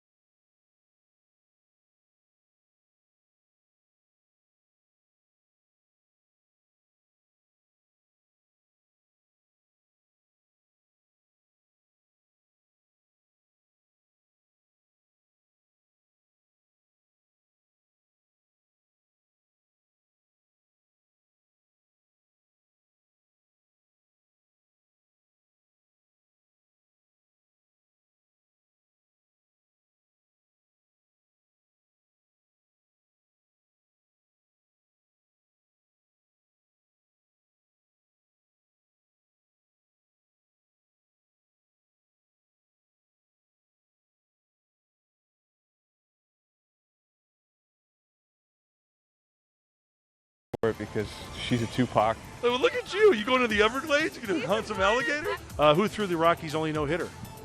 Ubaldo Jimenez. Gosh, this guy's good. Shake it off. Shake it off. What do you got on you? I don't know. That was a sneak preview of Friday's all-new Padres POV presented by Sycuan Casino. Friday after Padres Live on Fox Sports San Diego. That looks like it is going to be tremendous between get to know your Rockies and driving around doing some singing along with it was a blast. Travis Jankowski. Yeah. What a good time. What a good egg, Travis. And also I think one of our better, and thanks to Jacob Santos and Randy Wesley and all the guys and gals that edit that together, to put that together, they do a fine job. Whose car were you in? It was a rental. Oh. So you didn't put him in the caddy, drive him around? No, that would have been fun though. Luis Sardinez leading it off here against a new pitcher for the Arizona Diamondbacks. That's the night for Zach Greinke as anticipated. 107 pitches in his outing tonight through the first 6 innings.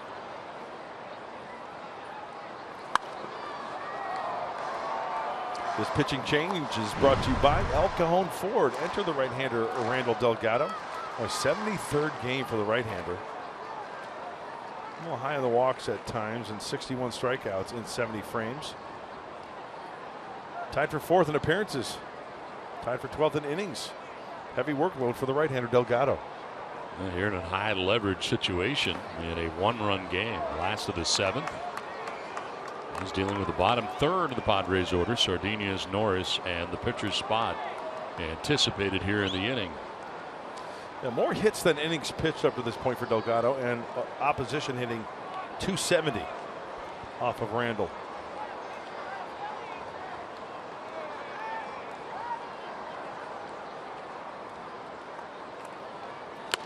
Swing and a miss. Sardinez goes chasing that pitch away and strikes out.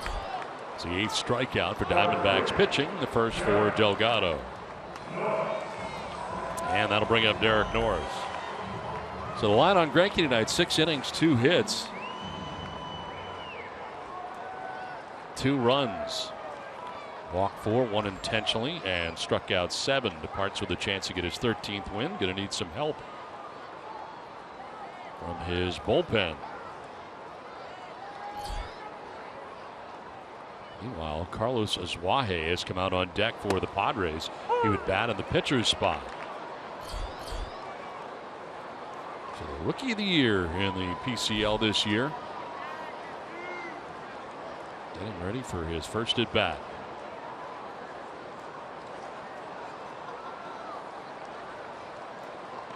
Imagine we'll see some of those guys who were called up today start tomorrow's game.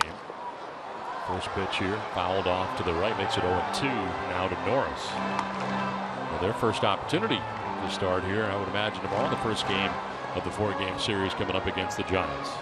It's exciting time, isn't it? It is. Love to see the kids get their major league debut and get a start at the big league level in the month of September. And a look towards what could be perhaps next year. Most to be given the opportunity in spring training to try to make this club, after all enjoying very solid seasons with the El Paso Chihuahuas this year. Norris on a check swing didn't go. 1-2.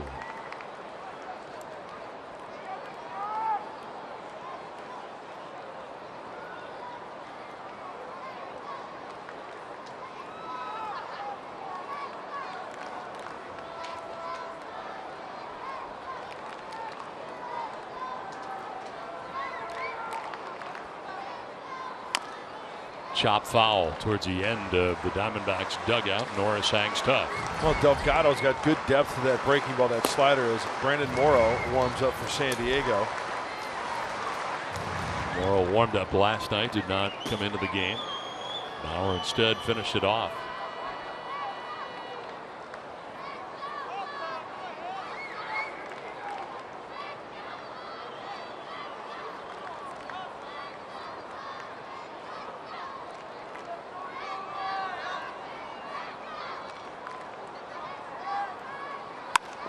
On the ground, a fair ball. That'll go down the left field line to the corner. Drury over to play it. Norris headed for second base, and he's got himself a 1-out double as the tying run in scoring position now for the Padres here in the 7th inning. A good at bat for Derek Norris. Taking some pitches, fighting some pitches off, and getting on top enough of that pitch and keeping it fair. See Lamb off the line. That's a double bagger. And the tying run. And Chip Hale coming out, or is this Butcher? It'll be Mike Butcher coming out.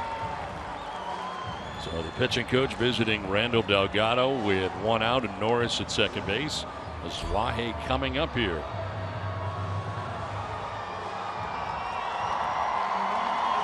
Pinch hitting for Perdomo, who had been 0 for 2 with 2 strikeouts. Carlos Azuaje with 172 hits this year, leading all AAA players in hits in his rookie season at AAA. From Barquisimeto, Venezuela.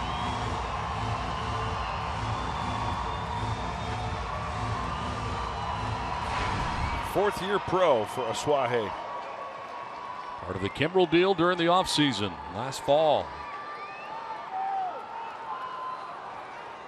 And here he is, ready to contribute at the major league level.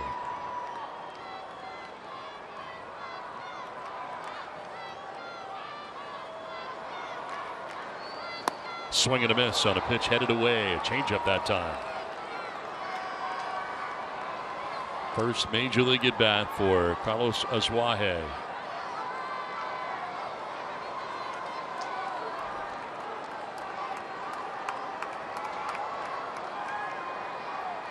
Norris representing the tying run with a walking lead off second base. Did he go? No. Dave Rackley, third base umpire, and it's a ball and a strike.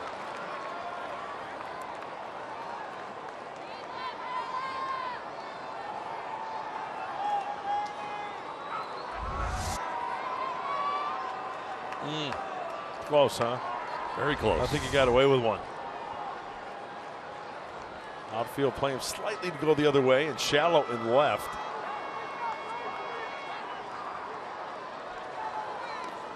In the dirt, gathered by Castillo, kept it in front of him.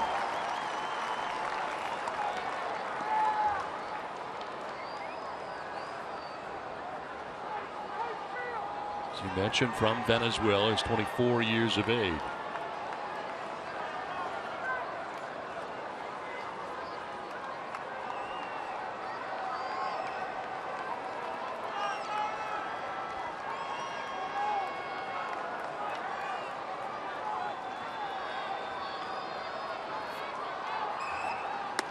Takes the strike, and it's 2-2. Yeah, he pulled the string on the first pitch, change up this at bat, and then he throws the slider.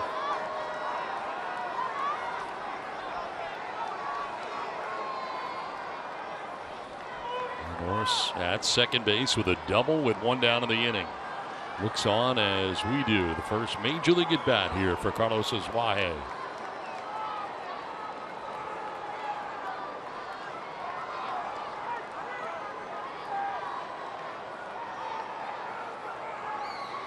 Got to think breaking ball or changeup here.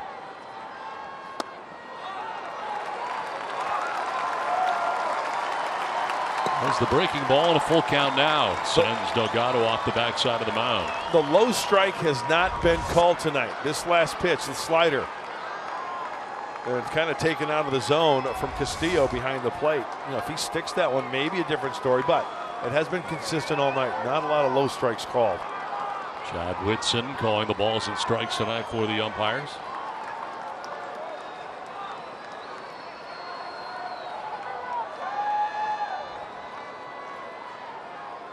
Asuaje will take strike 3. Thought he might have had ball 4, but it is strikeout number 2 for Delgado, 2 down. And now Chip Hale headed to the mound to make a change. This is a pretty darn good slider right here. And this one, yes, catches the inside corner and a nice stick by Wellington Castillo. So Delgado faces 2 batters, strikes out 2, but gives up a double, and departs responsible for Norris at second base. It's 3-2 Diamondbacks.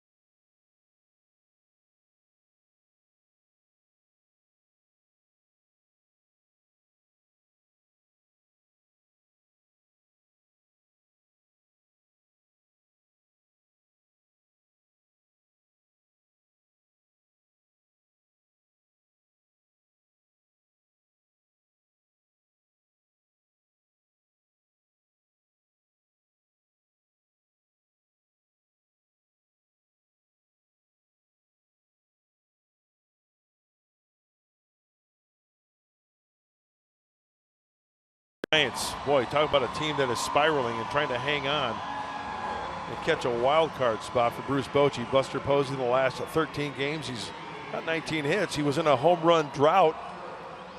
Jeff Samardzija, last 2 starts, 0-1 with a 6.5 ERA. He's given up 3 long balls, and the story has been the bullpen for the Giants. 29 blown saves for the Gigantes.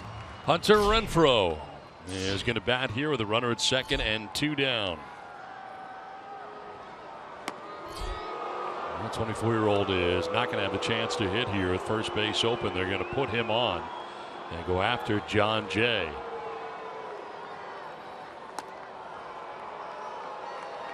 So his first major league at bat.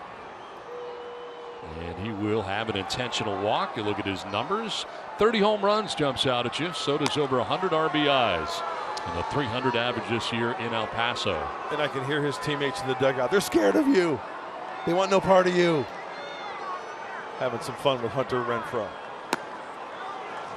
Bring in Edwin Escobar, and he potentially walks the first batter that he faces, and now will go after John Jay. Chappelle onto his third pitcher of the game. After Zach Greinke went 6, Delgado gets 2 outs here in the inning. And Escobar now with runners at first and second into his 23rd game of the year. It started a couple for the Diamondbacks. 1 and 2 with a high earned run average, over 7.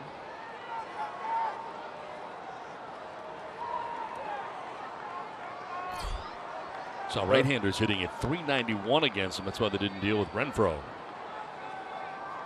Better obviously against lefties, and John Jay will take ball 1.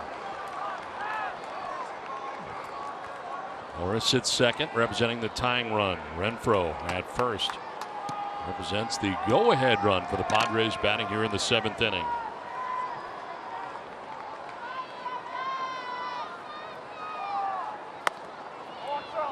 Escobar is kind of a short armor. Doesn't really get extended out there for the hitters to see the baseball clearly, but that ball will creep up on you quickly.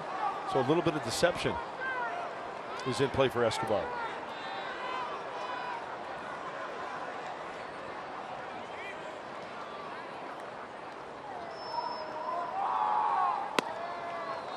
On the corner, maybe.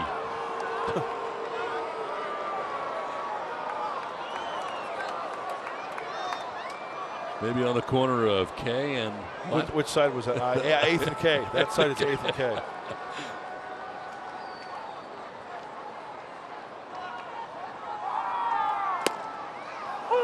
Strike over the outside corner as he battles back. 2 and 2.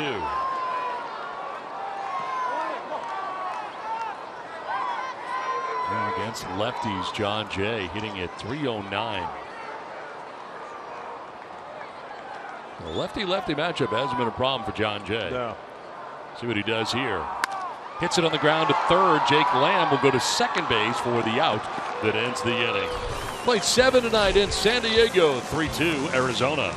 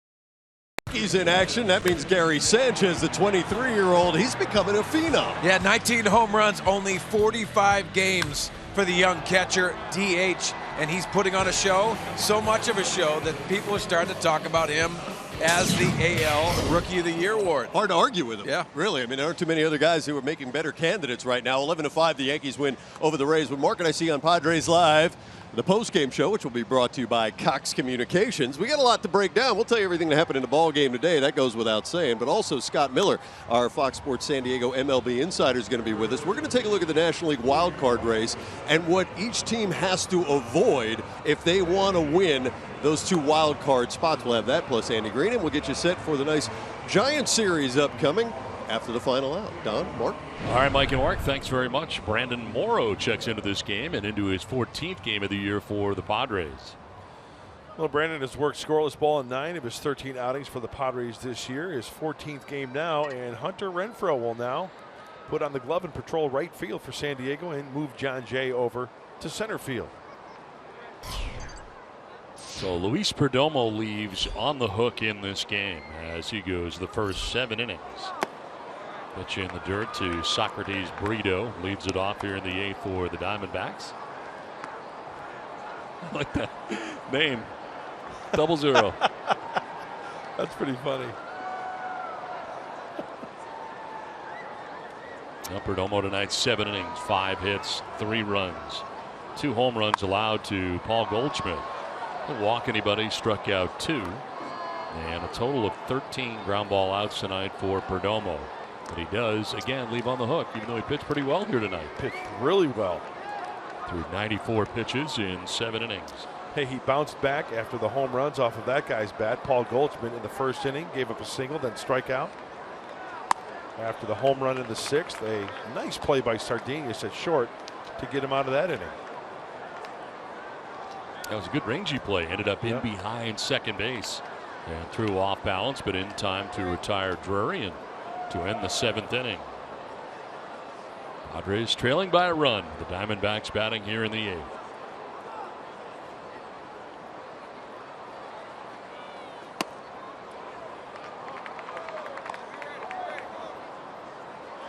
Leader Knight has lined out to center field and struck out swinging.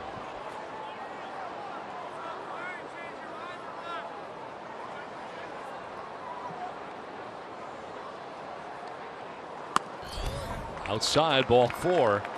And Brito down to first base with a leadoff walk to begin things here in the 8th inning. Not what Morrow wanted to do to start this inning. That was the first walk given up by Padres pitching in the game.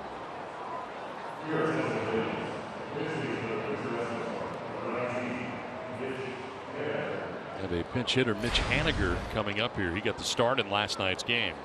And he will pinch hit in the pitcher's spot. Edwin Escobar's night is over.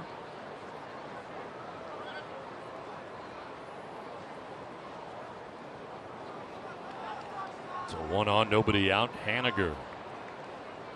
That's now Segura waiting on deck. They'll bounce in for ball 1.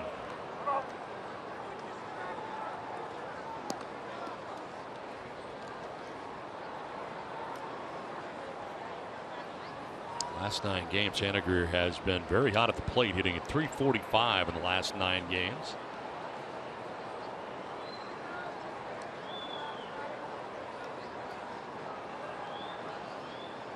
Would have been named the minor league player of the year for the Diamondbacks. It's a ground ball to shortstop. Could be 2 to second for 1. On to first, and it is in time. A little trouble getting out of the glove for Alexi Amarista at second base. Made it close at first. But Haniger grounding into the 6-4-3 double play. 2 down in the inning. Well, kind of a little bit of a hold right here. Kind of a little bobble. But look at Amarista's got to make it up on the back end. And a nice stretch by Will Myers. They got him. Yeah. No challenge here from the Diamondbacks after getting a look at that replay. Second double play turned by the Padres defensively tonight. Races that leadoff walk, and it brings up Gene Segura.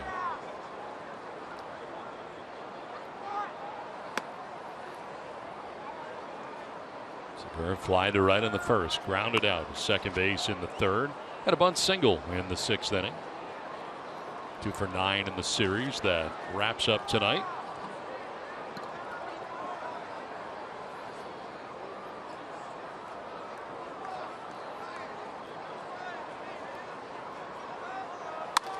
In the air down the right field line. Renfroe over towards the corner, and he'll make the catch running into foul ground. We head to the bottom of the 8th. Padres trailing by a run, 3-2.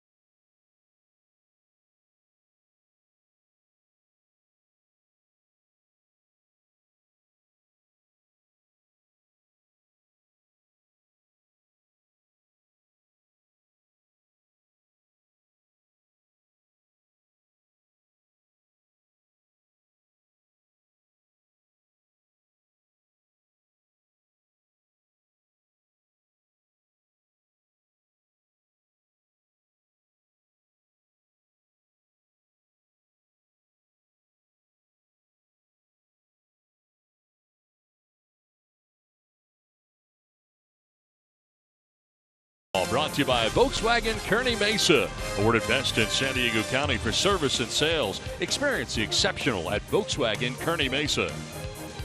By Petco, where the healthy pets go. And by your San Diego County Lexus dealers.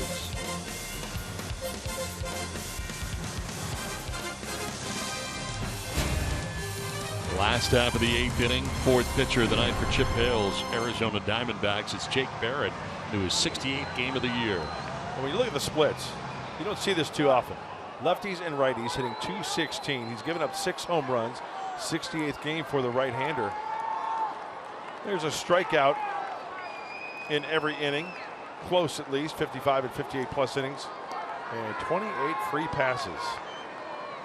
Takes over for Edwin Escobar. 1/3 of an inning, no hits, no runs. A walk, it was intentional and did not strike anybody out. Leading it off, Will Myers. He'll shoot one foul off to the right out of play. Well, Jake Barrett's been throwing the ball well. 14 of his last 15 outings, they've been scoreless. It's over 14 frames, only 2 earned runs.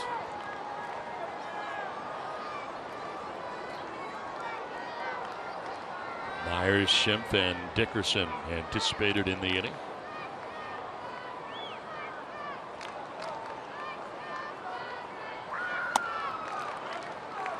Nice catch by Renfroe to end last inning. Kind of venturing over to the Petco deck over there in right field and wandering over there for the first time. Getting a chance to play here at Petco Park.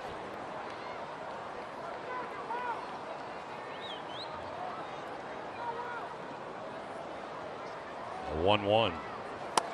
That'll drop a little bit low and outside.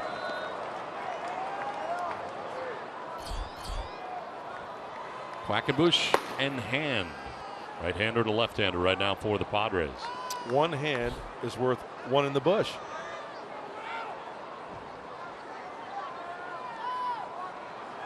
A bird in the hand, right? To left. Drury coming in for the first out here at the bottom of the 8th. Towards the end of the bat there for Myers, and retired for the first out here in the 8th inning. So one down brings up Ryan Schimpf. How did Minnesota do tonight? I think they got postponed. Did they? Yeah. One out here in the 8th inning. Schimpf 0 for 3. Schimpf has struck out, flied out, struck out again. Did I miss something? Is there a reason you care about the Minnesota Twins? Oh, they showed a set of twins. Oh. How'd the Twins do tonight? Oh, I see. Get it? Yeah, now I do.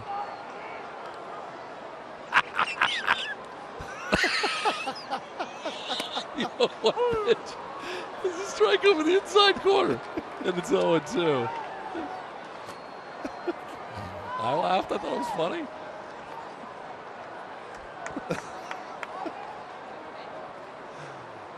Outfield deep and straight away. Kind of a no doubles defense here. Yeah.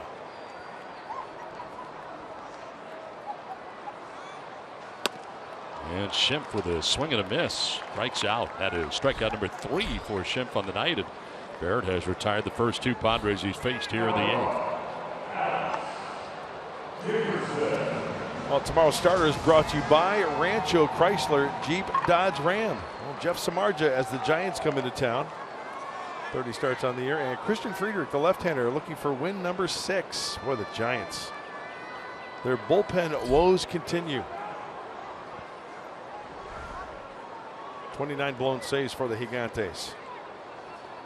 And Dickerson in here on the left side, taking a pitch outside. First pitch tomorrow, 7:10. Will be on the air at 6:30 right here at Fox Sports San Diego. Great pregame show. We'll have Pick the Stick for you.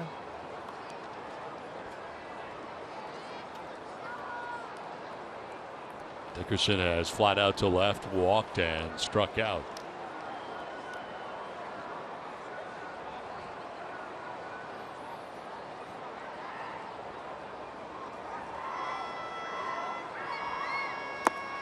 Not only the no doubles defense, but guarding the line at first base is Paul Goldschmidt, and was standing on the line down there beyond first.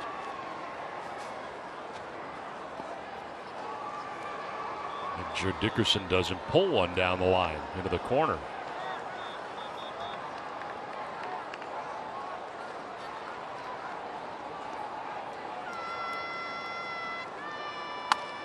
Fly ball. Back at third, foul ground. Lamb headed back and over the shoulder, can't make the catch. Not an easy play with his back to the plate. Tried to make the grab over the shoulder, unsuccessful. You know, that ball wasn't like sky high, a towering foul ball. Not enough time for Owings to get over there and get the angle, and Lamb not to get in a better position to try to field that one. So another chance for Alex Dickerson.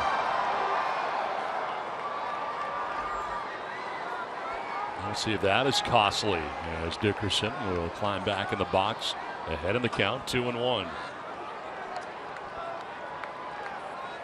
Lamb had a chance for the third out of the inning. Instead, here's a 2-1 to Dickerson. 3-1.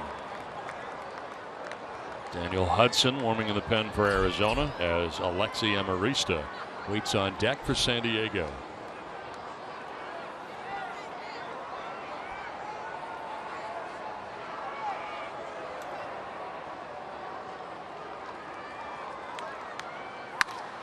To right center field, and that is going to get down to the track of the wall. Dickerson with a pair of doubles last night has his first double tonight.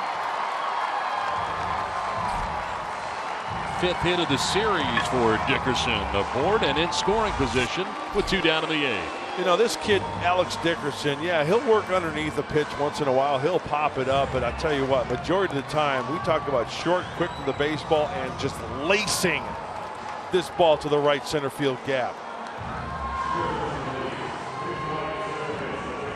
Big, strong, extended.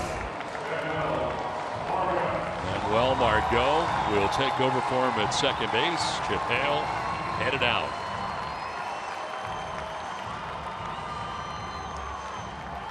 Myers flat out to left. Schimpf struck out. Dickerson with a double. Hudson will be in the game. 3-2 Arizona.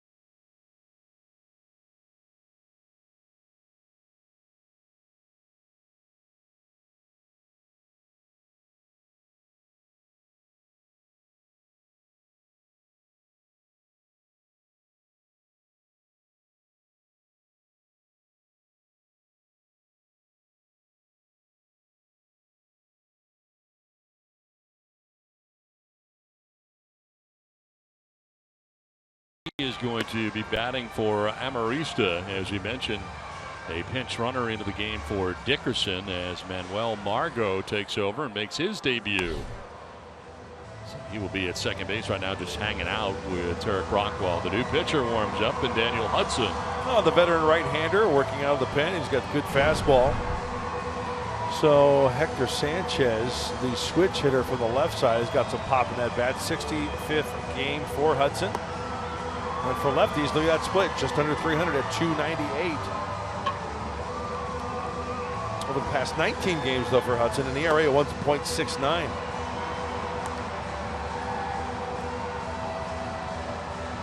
It comes in with Margot running at second base. Sanchez coming up. Game in the balance right now. The tying run in scoring position for the Padres with 2 down in the 8th. And Marista tonight in this spot had been 0 for 3, striking out, grounding out twice. Margot at second base.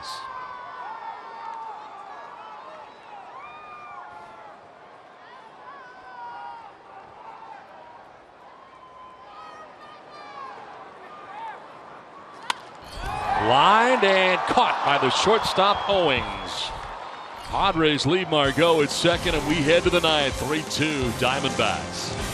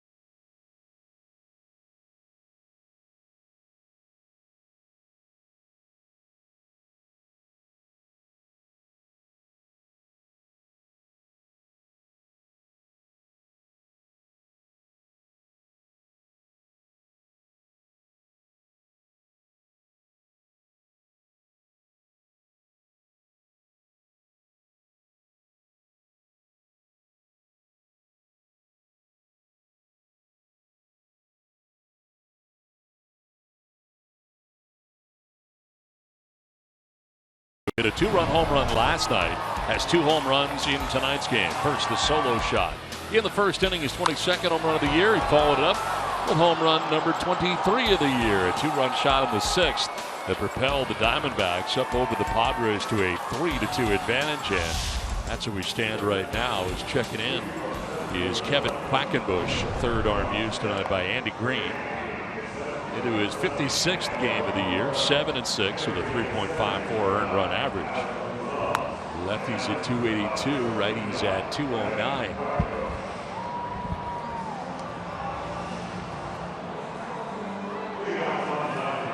Changes defensively for the Padres. Manuel Margot stays in the game and goes into center field after a pinch run for Dickerson.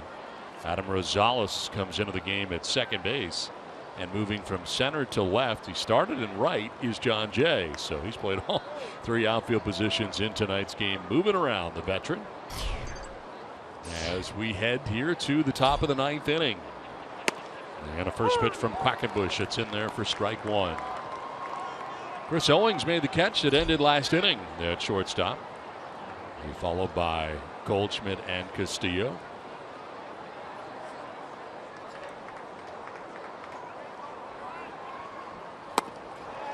Quackenbush jumps ahead 0-2.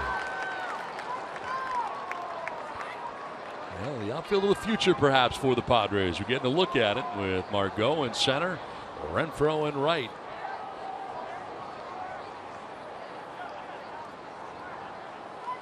What would be nice is that Kevin Quackenbush throws up a 0 here, and then how exciting in the bottom of the 9th if one of these rookies brought tonight can come up with a big hit to send everybody home happy.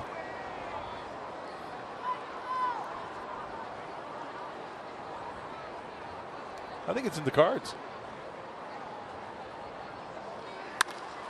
In the air to center field. Margot going back. He'll have plenty of room.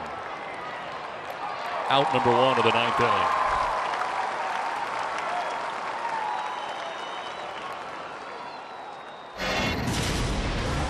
Paul Goldschmidt, well, all the 3 runs tonight off the bat of Goldschmidt. Clemens last night, though, see, up and away, and Goldschmidt gets extended. Tonight, Perdomo, boy, he missed. He wanted down and away, and it misses middle in, and then the second one tonight.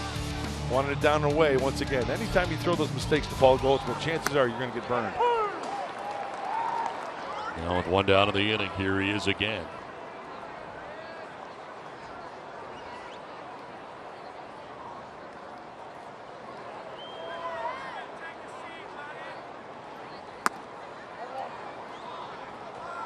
Quackenbush takes over for Brandon Morrow, who worked the 8th inning. After Perdomo went the first 7 tonight, giving up 3 runs, ended up with a total of 94 pitches in 7 innings. And he is on the hook. That'll drop in there for strike 2. Speaking of hooks, good curveball. Time now for the In the Driver's Seat, brought to you by Kia. And certainly Paul Goldschmidt has been. 2 home runs in the game tonight, 3 RBIs. And this year, against the Padres, big numbers in the season series.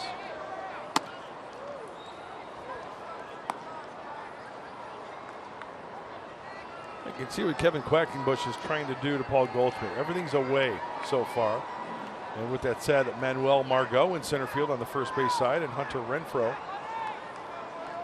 almost straight away in right. On the ground, but right to the second baseman. Perfectly aligned there was Rosales defensively, and Goldschmidt retired this time 4-3. Right into the shift, a hot smash to Rosales for out number 2. So 2 down, and brings up Wellington Castillo. Talking about the season series, Padres 9-6 against Arizona. No, it was a high breaking ball. And that's a pitch usually when Goldschmidt is swinging the bat really, really well. He'll drive that on the fly to right center field, but it's on the ground. Hot potato for Rosales with a big out. 2 gone.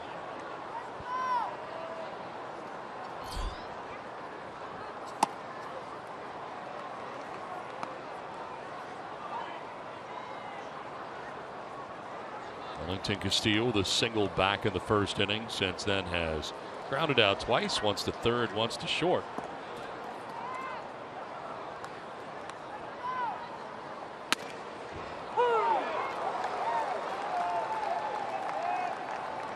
Look back from Castillo. Didn't like it, but it's even in 1-1.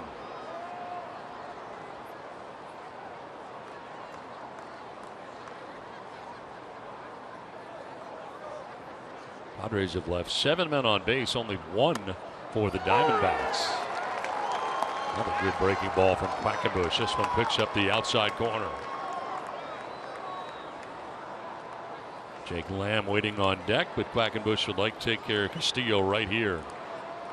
And the Padres come up in the bottom of the 9th inning. Fly ball right field. Renfroe will move back and haul it in. It's a 1-2-3 9th inning for Quackenbush. To the bottom of the 9th we go. 3-2 Arizona.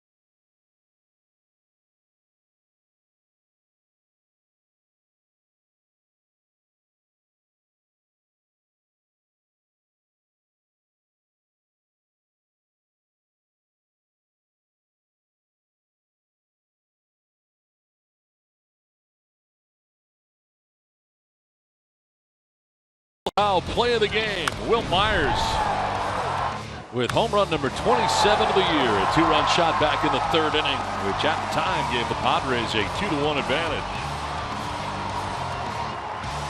RBIs 87, 88 on the year for the Padres first baseman. Bottom 3rd of the San Diego order coming up here in the bottom of the 9th inning. Trailing by a run, and Daniel Hudson back on the mound again. And the final out of the 8th, back out there for the 9th in a 1-run game.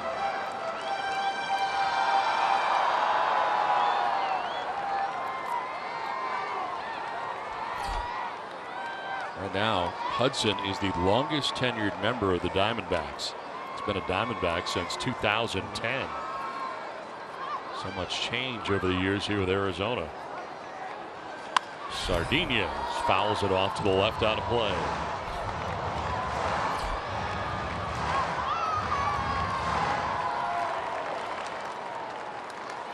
Last 19 games for Hudson, a 1.69 earned run average. Only 3 runs in his last 16 innings pitched out of the pen. Trying to wrap it up for the Diamondbacks. Almost a strike with Sardinez ducking back out of the way.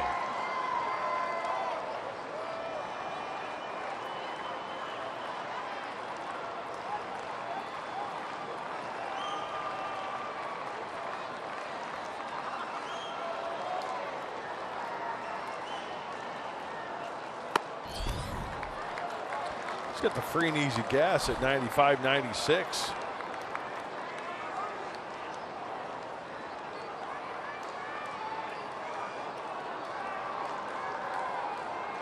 Sardinez, Norris, and the pitcher's spot expected in the inning.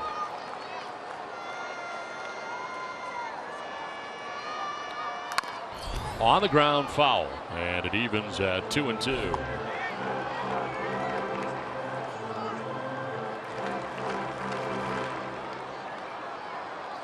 Zach Greinke started this game, parted with a chance to get his 13th win.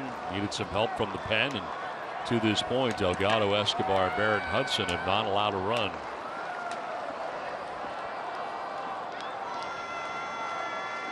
Two. That's up and away, and a full count. Morris waiting on deck. Has been aboard twice tonight. Walk and a double.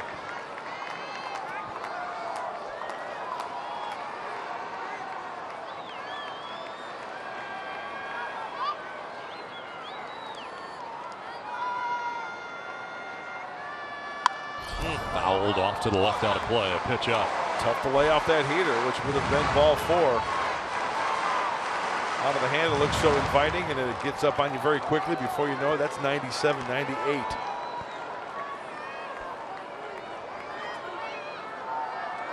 And when you're late on a fastball like that as a pitcher, you got to throw him another fastball.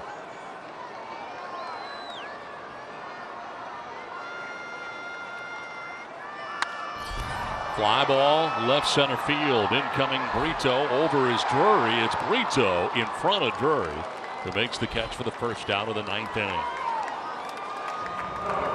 Time now for the Cholula flamethrower. Don Orsillo, what do you got? That's hot.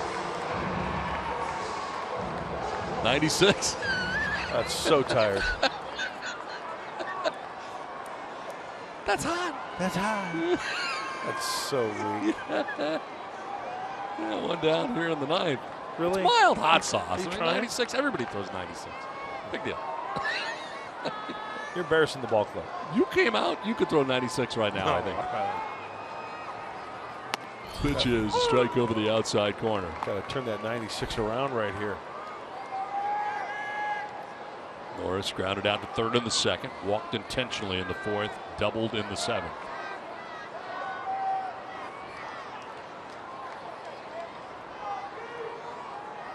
1 for 10 in the series is Norris. And that pitch running away at 96 miles an hour. Well, Daniel Hudson bouncing back twice from Tommy John surgery.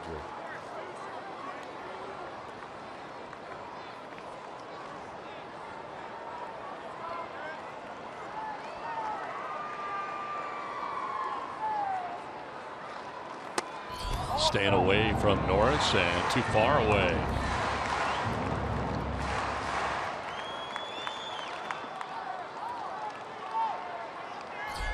Rosales waiting on deck here with 1 out in the ninth.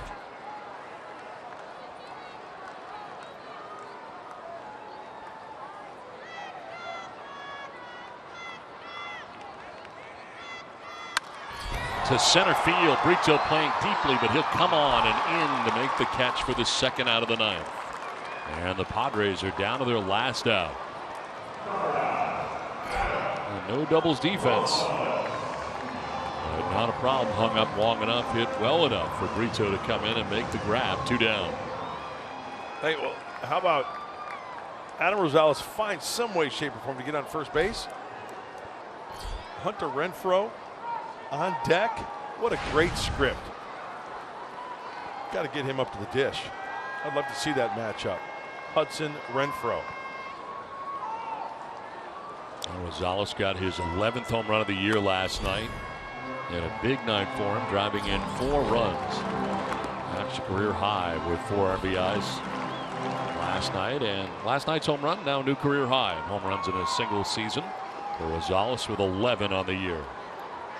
I'll tell you what, he's making the land of Lincoln very proud this year, Adam Rosales.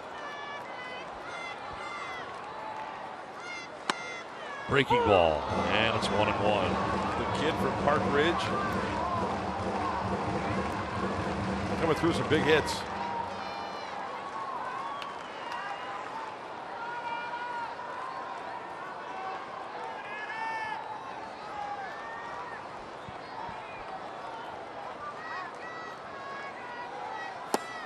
Off balance cut there, and he's down 1-2. Back-to-back sliders.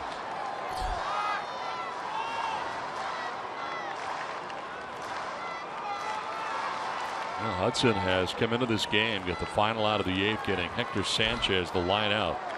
It's Sardinez to fly out to center, Norris to line out to center. And now ahead of Adam Rosales, 1-2.